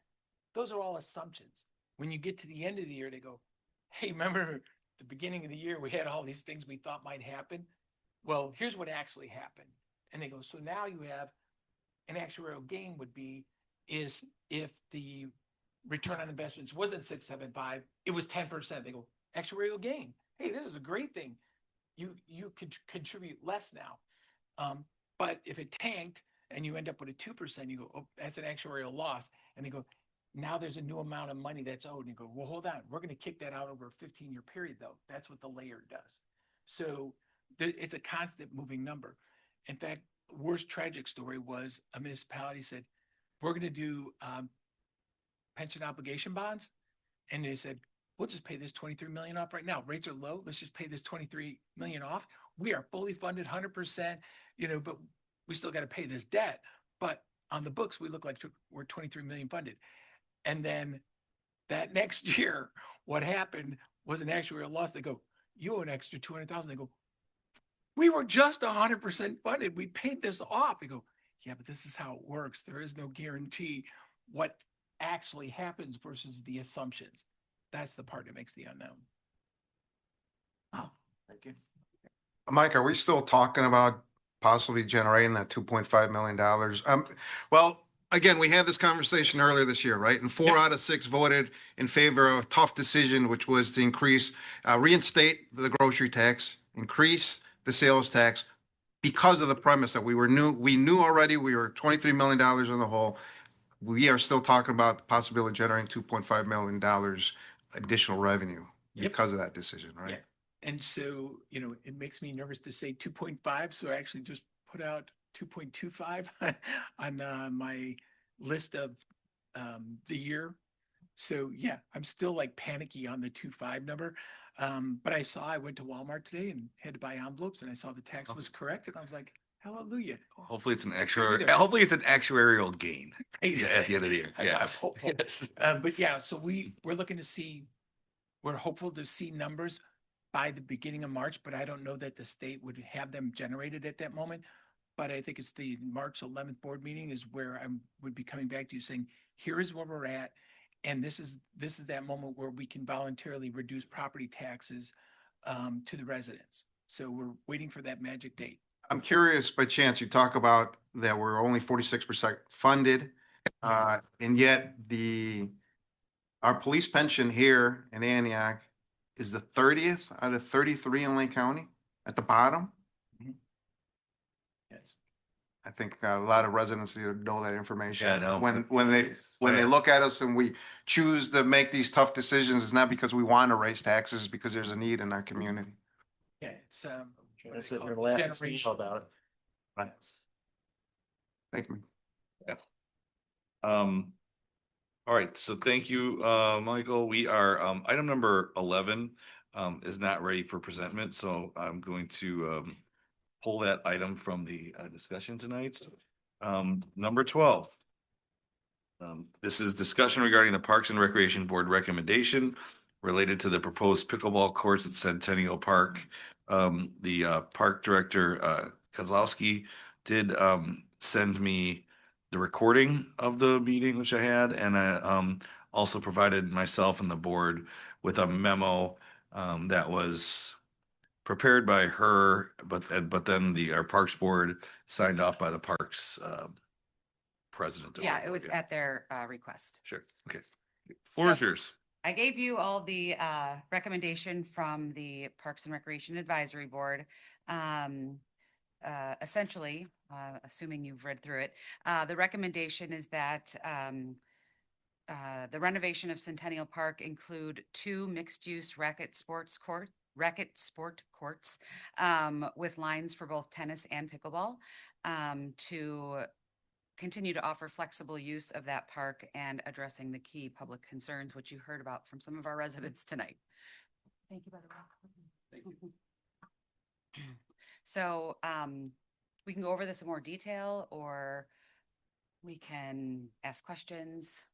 I'll be the first to fall on the sword. Okay, so I through this whole process because one of the things I hear as a mayor is we need pickleball, we need pickleball, we need pickleball. So I was always of the camp that we need to make them all pickleball courts. And then in the last couple days I did do my research. I met with Katie. I read the memos, and I knew there were houses that were close, but I guess until she was showing me the map today, I didn't realize how close.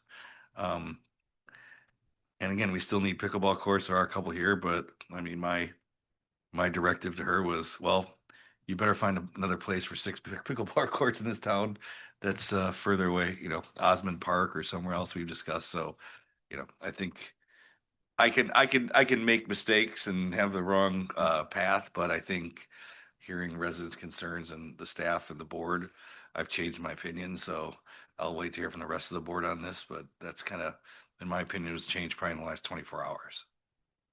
Thank you, Mayor. Okay. Anyone else on the board? I don't even know how to keep score in pickleballs.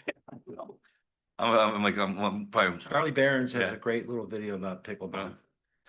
I imagine I'll tear my Achilles tendon if I play. Anybody else questions about this? I mean, it seems like it's. I appreciate it it. seems like we heard from the residents and yeah. Trustee Pierce. I'm probably feeling crusty tonight. I'm tired. It's been a long day, long week. I'm glad to hear that that's what the park board decided, because I sat there and listened to pickleball courts and my kids like to play a game in the car of Oh, while mine I'm too. driving. And I almost swerve off the road and hit trees, and they just laugh about how it drives me crazy. I couldn't imagine being near a pickleball court on a full-time basis. So I would have been no on this in the first place. But at the same time, I feel a little crusty because I heard comments about, well, it'd be okay over by the apartments in that one parking lot. They'd have the same problems, you know, or, you know, these are our streets, and it's okay that some people park there sometimes, but no, they're everybody's streets, you know? So we have to realize that this is everybody's park. And by the way, we're getting slammed on Facebook tonight about the parks, Centennial Park and the changes. About the actual park itself. About the actual park and proposed changes. So, you know, Oh, I missed that. it just I'm gonna go started get on the internet generating. now. It just started generating. You know, I think we need to realize that yes, pickleball is a growing sport. People do love it, but it needs to be somewhere where it's a little bit more secluded, maybe down at like Peterson or Osmond or somewhere, not next to houses, you know. But at the same time, I'm glad the mayor read his documents. All of us do research, and some of the comments I made heard tonight about us not doing comment research or maybe possibly being ignorant if we didn't. But one way or the other, that kind of perturbed me. And so, you know, I think the board usually comes to the right decision, and I'd like to defend the board sometimes. And so, and thanks for sitting here all Thank you. night, Mrs. Peters. I hope you say hi to Yeah, her. let me just get to the trustees. Okay. Let me just get Okay. to the trustees first. Trustee Peters. Does this have any bearing on the grant that we got for Centennial Park? No, it doesn't. Okay, cool. The grant submission included what we're now going back to, which is 2 multi-use courts. Okay, cool. And maybe an inside pickleball court over at the township new office. That'd be cool. Yeah, let's do it. I've tried to get a bunch of pickler places into Piggly Wiggly who have been recruiting those. So no luck so far at ICSC, but we'll see what that place becomes. Okay. So I think you probably have your direction that you Okay. needed, right? Yes, Okay. absolutely. Thanks. Thank Thought you. It's going to be All right. a lot more. All right. Thank you. Yeah, there's a little unusual because we usually don't take public comment in the meeting.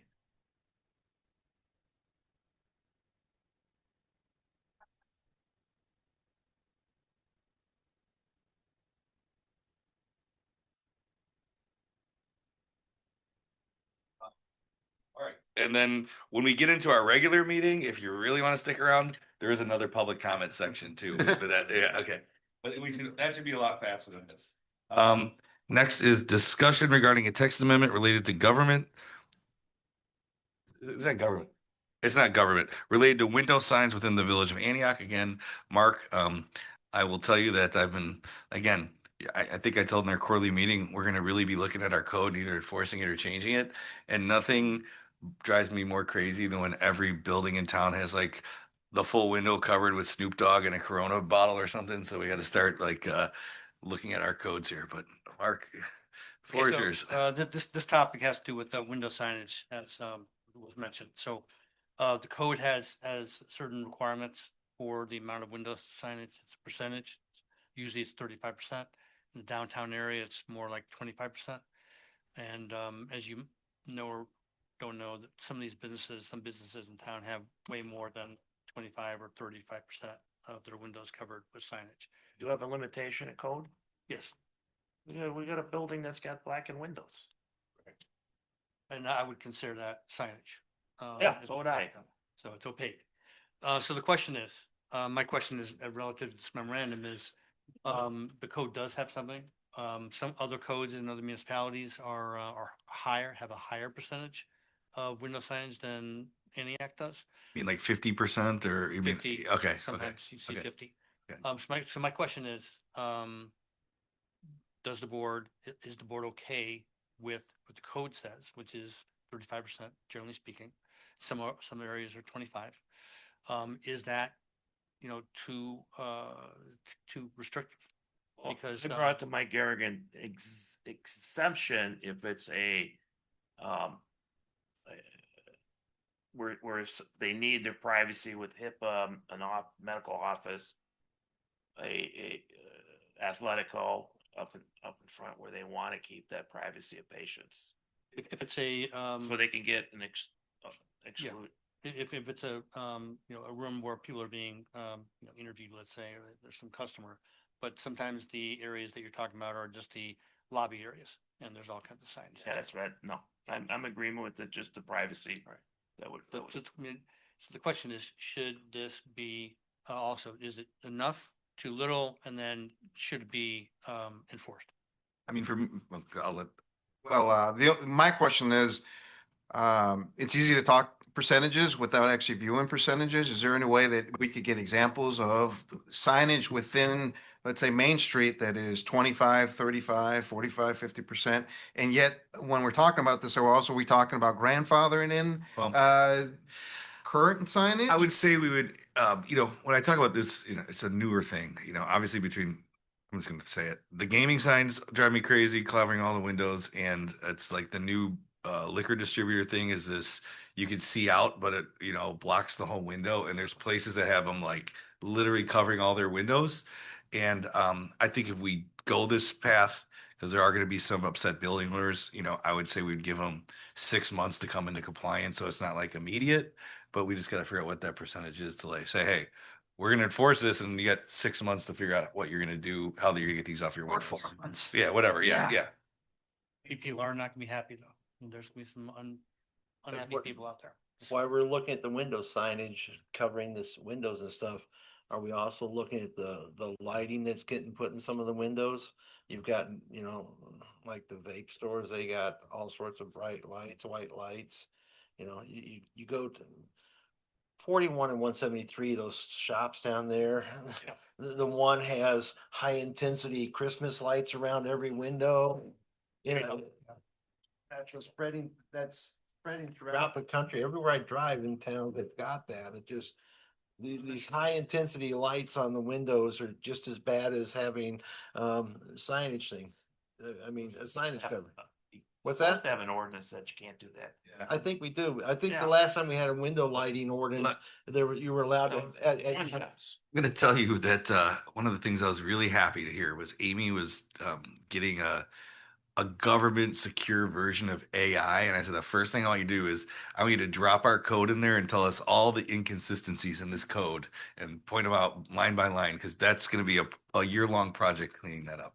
Well, last I remember about window lighting was Trustee Masick years ago fighting to maintain his flashing open sign in his window. Oh, that was you, but you're. You wanted open signs of white instead of, you wanted to get rid of red colored open signs. Well, I think we do have consensus. Remember, there's an open sign fight. We do have a consensus Shouldn't like blood. on moving that forward, I think. And then we'll just have to figure out what the percentage is and what the time frame is for the people to come into compliance. I think that his other question was, should we do something about it? Well, we gotta look. I think we Absolutely. do have something in there.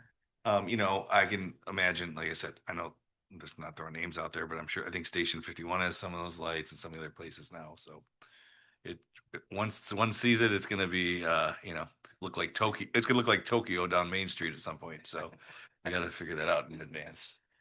Yeah.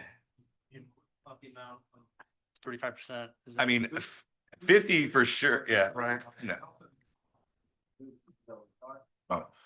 How many percentage are not in code now, and how many tickets have we issued? I had some of that numbers for you, but we didn't do tickets. I remember I didn't list them here. I know the Mexican restaurant got ticketed a couple of years ago that was in town, but I mean, is it something that we're just not enforcing the code as is? Okay. So I mean, that's something that we need to worry about across the board, not just on this percentage of window signs. That's correct. So- Yeah. Yeah. And that's what the goal is. So maybe the next thing I'll do is I'll send the board, I'll send it to the mayor, and I'll give you an idea of what businesses appear to be, vastly more than 35%, and then we'll go from there. Okay. Can I ask you a question too? Does that also take into account like retailers, if they're doing store displays, if they're covering the windows, it does too? No, It does Okay, not. because I was penalized in Libertyville. They all know I like to decorate my office windows and I had a big like arch and somebody came and popped all my balloons because they said it was 35% off. And so that made me really angry as a business owner. So I just want to make sure we also don't, Be the be, Signs they stick on them. okay, I'm okay with that. I just want to make sure we're not, Drapes they might have and block, That's block just me. visibility. I think it makes it public safety dangerous. Absolutely, no question about that. What normally happens, we have a discussion like this, it all sounds ham and jam, and then some guy sits out there with a flappy thing and somebody goes and tries to enforce it, and for like 6 months we enforce it, and then everybody gets tired of hearing the guy coming to village board meetings complaining, so just remind the board, if we're telling our staff to do this, we gotta support them. But this is not an easy thing to do because it does have to be fair. It's got to be done, across the board, and we don't have that many employees to be doing this, so it's gonna be a slow process. Thank you. All pictures of what 35% is and 50% or 25% when you report back. Yeah, it's probably gonna be more of an estimate. I don't want. No, I get it. I want to get an idea of what we're talking about here, yeah. because if we're gonna update the ordinance, we need to know what it's gonna look like. Thank you. Next item. Discussion regarding an agreement for building inspection services on behalf of the Village of Antioch, Illinois. As I discussed earlier, we have been outsourcing this to HR Green, which I think has been charging us roughly $135 an hour. Thanks to Michael Peterson's big network of people. He introduced me to a gentleman who had been the building, bless you. Yes, he had a long history with Lincolnshire, 20 some years as the inspector and plan reviewer, and he lives in Gurnee and he's looking to do something else. And I think he wants to charge $50 for the inspections and maybe 75 for plan review. So in addition to these building fees that we're trying to adjust, I'm of the opinion that we should bring that back in more in-house for our residents. So Talking about rentals and permit inspections, like the rental fees for the houses when they flip over. yeah, well, this is more of just for the build, like for when we have someone checking on a building permit or doing the inspection, either the preliminary or final inspection for the building. The other one is more code enforcement, I think what you're talking about. Yeah. So we have one guy now, but I'm sure I'll be having this discussion with our new village administrator on where we move in that direction with the code enforcement. But if we're okay with this, I think this is on for a vote, right? Because we desperately need this person. Ever since we lost Jimmy Hill, we've been hemorrhaging money on this. Yeah. All right, so that's up for vote. Then we have discussion regarding MGT impact payment solutions in connection with employment services. As you know, we have a contract with Mark. Oh, here's Jim. He'll tell you. Little background on this. At our last meeting, we appointed Mark our community development director, and with that, approved a contract with Mark's LLC. As we started the process to exit our agreement with MGT, the separation cost or the placement fee that they charge came back higher than expected. So we wanted to bring it before the board before we signed off on the expense, since it was larger than we had anticipated. So it's before you today. So our options are, if we decide not to pay it, we stick with MGT and we forego this expense, but it's a higher hourly rate. And then we also run the risk of we don't work directly with Mark, and there's always the agreement with Mark locks him in as an Antioch guy for the next year or two. That's our intention, is to keep him around. You pack your office in case? No. And Yeah. Move this camera back there. This camera shows my bald spot. So do you know, Jim? Go ahead. It was, having worked with Mark since he started in September, just the efficiencies that he's identified and the projects that we have him working on, this is money well spent. To have someone of his experience and knowledge working with us, and especially as we bring on more staff with community development background, I think we're really positioned to strengthen and redo a lot of inefficiencies that we've had, and having Mark leading that again is going to make this money well spent. Objection? I was under the spending threshold, but we just wanted to make sure the board saw And this. in one thing I want to say, the original invoice that we got was much higher than this, and we engaged Attorney Vaselli to work them to bring it to a much lower fee for us. So thank you, Attorney Vaselli. All right, so this is on for approval tonight or denial. And then the last one on the cow is discussion regarding a second amendment to the water tower lease agreement with Verizon Wireless. Yeah, so this is not spending money, it's revenue. This will pay for the previous item. Yeah. Back in 2001, the village entered into a lease agreement with Verizon for our water tower on Anita. They have a cell tower up there. So what the original agreement expired 5 years ago. So we extended the first amendment to that for 5 years. And now this is the second amendment to that agreement. The very original agreement from 25 years ago, I think, was $21,000 a year roughly there in the per year for rent of tower space. And I think that increased by 3% every year. So what this does is the first year of this agreement, that 21,000 is now 46,000 and change, and that will increase 3% every year. So it's pretty much continuing the agreement we have in place with Verizon right now. There's no additional costs or anything that we have to do with this. It just keeps the revenue coming in for the village. Thank you. All right, any other business for the committee of the whole?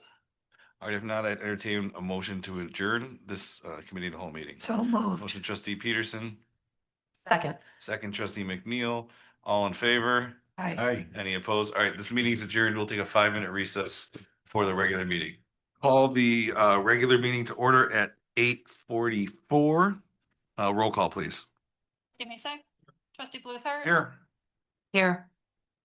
Here. Present. Present, I think. There it is. Okay. We have no mayoral report, no citizens stuck around to address us. I forgot how we got to this way. I had to read all the items again, but there's a long consent. Thanks, Lori. Long consent agenda. I'm going to read them, but I'm going to paraphrase them. So the consent agenda items are: number 1, approval of this December 10th, 2025 Village Board meeting minutes as presented. Number 2, approval of a resolution authorizing the closure of Route 83 for the Easter Parade on April 4th.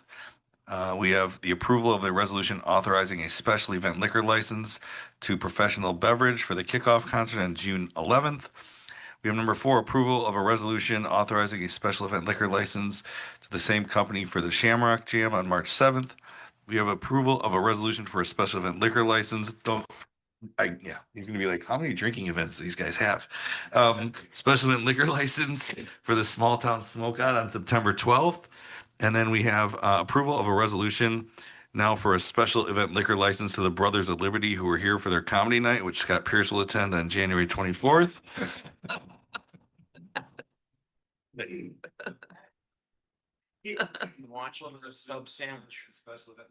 It's for Brothers of Liberty for their Southbound Music Event, February 7th.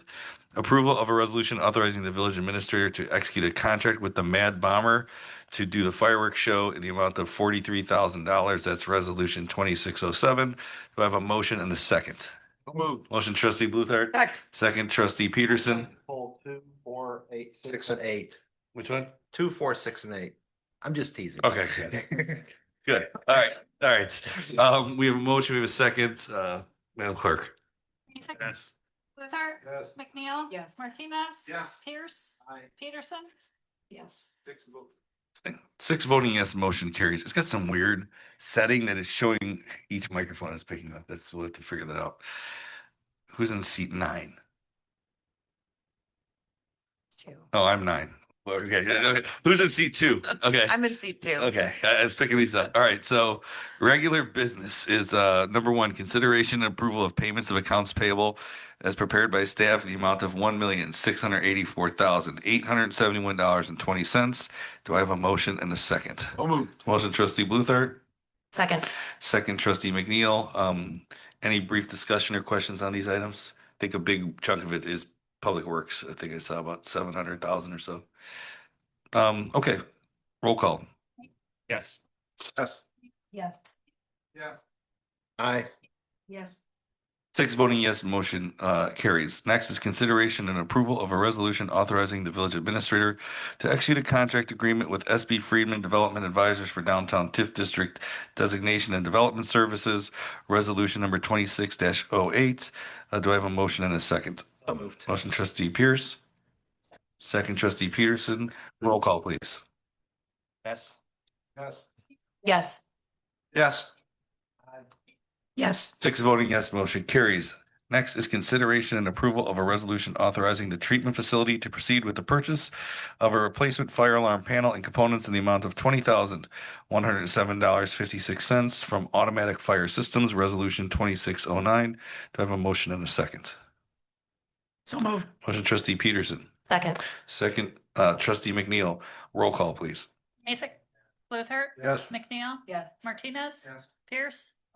Peterson. Yes. Six voting yes, motion carries. Next, 12 is consideration and approval of a resolution authorizing and approving an agreement for building inspecting services on behalf of the Village of Antioch, Resolution 26-20.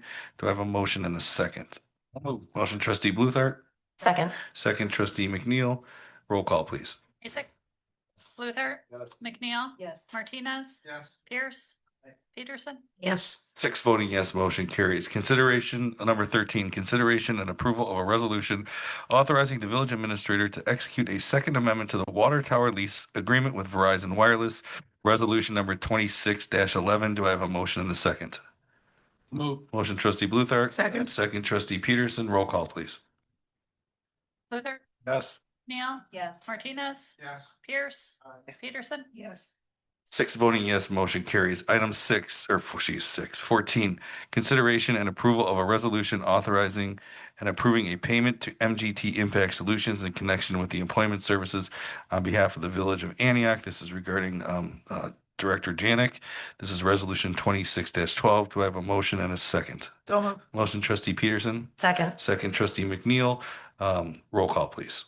Mason, Yes. Luther. Yes. McNeil. Yes. Martinez. Yes. Pierce. Aye. Peterson. Yes. Six voting yes, motion carries. Last item is consideration and approval of a resolution authorizing and approving a mutual release and settlement agreement for the Village of Antioch, ECB Antioch LLC, resolution number 26-13. This relates to the recapture agreement that we discussed. So, moved. motion trustee Bluthart, Second. second trustee Peterson. Roll call, please. I got a Question. question. I know we're doing this recapture agreement on the north side. Mhm. We had somebody in here tonight for the south side. Are we gonna be in the same trick bag? Or are we gonna enforce our recaptures? No, may I, Mr. Chair?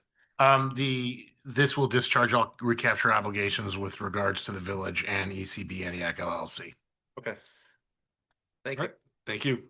Sorry, I think you already started doing the roll, so. Yes. Mason, Yes. Luther. Yes. McNeil. Yes. Martinez. Yes. Pierce. Peterson. Yes. Six voting yes, motion carries. All right. Mayor, do you need these back? Or are these okay to? You could have, yeah, they're okay, because they're gonna be, I don't know if it's, does it have a confidential, confidentiality can't. clause? Okay. Drum roll. Next, That's it. this is the administrator report here. Disappointed. I thought everybody here earlier was here to say farewell to me. Yeah. I guess not, yeah. No adjourn. Yeah. Motion to adjourn. So 3 or 4 months. Help me steady the ship, the mayor said. Yeah. I'm going to strap in, you know Okay, me, all trustee right, Pierce. all right. You're talking to a lawyer and a politician, so, okay. I said yes, assuming a short assignment. By the end of the first week, I had realized I was about to learn a second profession in real time.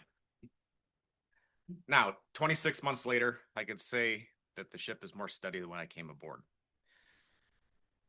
Not only did we work through a historic storm of changes with no manual or chart to guide us, we got through challenges that this village has never seen before and accomplished things that this village has never accomplished before. What got us here was the people who work here, those that I'm honored to call my colleagues. They showed up every day for work to keep the village moving forward. Together, we learned how to build responsible budgets, keep key projects moving forward, match the right dollars to the right needs, and at the end of the day, I think we provided great service to our taxpayers. We followed the rules, we did things the right way, and built momentum. We coordinated with partners across the county and state, stayed focused on what the residents deserve, service that's responsive, facilities that support those services, and a team that shows up no matter what. There are many moments I'll carry with me, such as the morning that Sequoia Creek Park opened, or turning off the lights at the old Village Hall and opening the doors at a new building and feeling how a better space lifts service and morale of our staff. And most recently, standing in the dirt at the new public works site, knowing that we're about to deliver more at a lower cost and giving the behind the scenes public works team a home worthy of their work. And yes, there's certainly a few moments I'd gladly forget. The mornings I would wake up to a fresh social media post built on false narratives. Take one sip of coffee and then suddenly realize I was queued up for a public beating all before 7 a.m. Over time, I learned how to take those on the chin and just get back to work. As I mentioned, we also weathered real turnover, and somehow we managed to find our footing again. Stability returned because our people kept showing up, not only on the easy days, but also on the hard days, the almost more days, and something that we'd like to try, let's come up with plan B days. If you want to see the face of what real public service looks like, it's the faces behind me at the staff table. All of our successes we claim belong to them. Tonight, it's my last board report in this seat. I'm handing back one set of office keys and keeping the badge that started my journey nearly 3 decades ago. I can almost hear Trustee Bluthart mumbling, "Only one job? I think he's going to be bored." After this last couple of years, being bored certainly sounds like a bit of a luxury. I'm thinking I might even try leaving on time one day soon. Next week, our new administrator, Andrew, steps in. I'm happy to turn the keys over to an organization that serves the community that we love and cherish. Andrew, I know you will treat it well. You have my full confidence and support, and I very much look forward to working with you as your police chief and to a future with you as my new boss. A special thank you to the board for trusting me with the role that I never asked to hold, for the grace you extended when I made mistakes, and for honest feedback that kept me grounded. I will leave this podium tonight proud of what we've built together, a park where neighbors gather, facilities that make services faster, smarter, and more efficient, and a team stronger than it was yesterday, and an organization that's steadier than the day I stepped in. At the end of the week, I'll set the administrator keys on Andrew's new desk, straighten my chief's badge on my uniform, and I look forward to getting back to the work for the men and women of the police department. And the next chapter is a little quieter, and I'm not going to complain. In public safety, boring usually means everyone getting home safe at the end of the night, and that's a future I'll gladly keep on taking. So again, thank you for the honor and the privilege to serve in this capacity, and I'm going to run for the door. Hold on.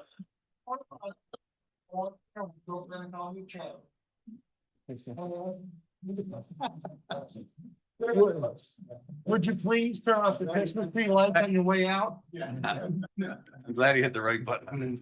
That was nice, man. All right. Thank you, Jeff. Appreciate again. I couldn't thank you more for getting it to this point. All right, village clerk. All right, village clerk. Any trustees?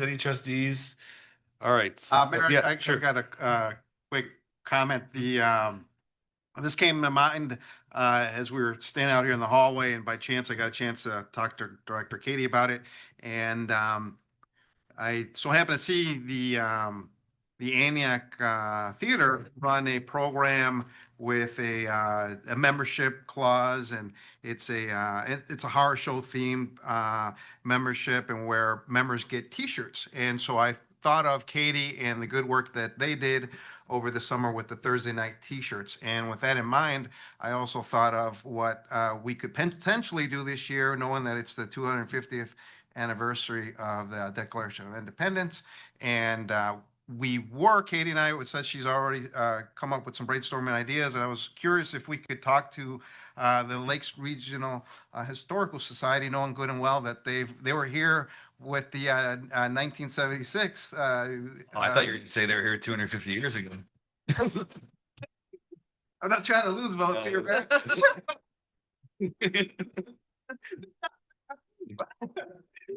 But yeah, no, they do come in mind. I was curious to pick their brain and see what they did the last time around. It was a big Yeah, I surprise. appreciate, yes, thank you. Yes, I appreciate that. And we have some, I think, moving parts on putting new people into some of those positions on the board. I think we're down. Obviously, Margaret passed away, and one other may have resigned. So I was supposed to talk to Lori about that today, and I did not. So if you know anybody, we're looking for two people, I believe, for that commission. All right. Oh, you have a couple applications. Okay, thank you. Thank you. Community development. Do you have any other report? You had to talk a lot tonight. Okay. Finance. Mr. Peterson. Still sporting a little tan from Florida? Yeah. Then we'll speak loud. Yeah. Right. So thank you, Mayor. So just quick, 1 year review, and I'll do this very quick. So I started this like 6 months ago. So on the flight, I'm like, okay, I can knock this out pretty simple. So I did a quick update. Number one, I think it was probably 6 months ago that I said like this, doing this job was like riding a bike, except now the bike was on fire, heading downhill, and I had no brakes. Thank goodness I'm through all that. And I can tell you, hiring Becky Kajak made all the difference in the world to me. So one of my number ones would be the accounting services. Becky Kajak being brought on board, she is really set up to be for the succession plan. So when ultimately I do leave, she should be in a good space that she actually could take over, and I hope that all works out for everybody. So she took over a CZN contract within weeks. I mean, she didn't say, let me do it for a couple of months or whatever. She just sat through it. Next month she goes, I'm done. I got this, and took it over. So quick savings from her right out of the gate. BSA software obviously was one of the number one things we knocked out this year in such a short period of time. Being able to get it implemented, it was all hands on deck. All the different departments, Lori, all finance, everybody was chipping in. Everybody was doing what they could, and BSNA actually was like, "You did it." You know what? We've have a lot of challenging clients, but you all really stepped it up, and so they recognized us. With BSNA, we were able to begin vendor payments by ACH, and there's over 40 vendors signed up right now. So we basically make direct deposit to them for their payments versus issuing the checks, putting them in the mail, getting it going, send it out, have it come back, have it go through the bank recs and all that. So greatly appreciate that all worked out for us. Right out of the gate, first thing I had to do was from scratch create the budget, but I also went a step beyond and did a 5 year financial forecast. I think that's one of the most important documents, having the 5 year financial forecast. Tells you where you're heading, what you're trending, where you're going. So I'm really happy with that worked out. Credit card processing, shout out to Rachel. She worked so hard to help us migrate from Forte to BSNA payments. Becky as well. But I think, the two of them had been working quite a bit with BSNA, and could be more happy with it. Tonight, the police pension funding policy, the 15-year layered, that is, you don't realize what you've done. Like, this is really important for the village. This ends the kicking the can down the road. So I'm so happy that you did that. Those are tough decisions. As you said, people don't realize what you're doing, but what you're doing like that it's a tough decision, and you did it, and I appreciate it. I could easily just sat back and said, look, I've only got a couple years. All I can do is keep my head down, work through. So I don't do really that. appreciate that you let me say the things that are really important that need to be solved for, and that you're willing to step up and make those votes.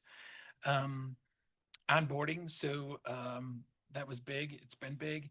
I told you that I had 3.5 hours of onboarding, and then out the door. I was given 10 accounts maybe.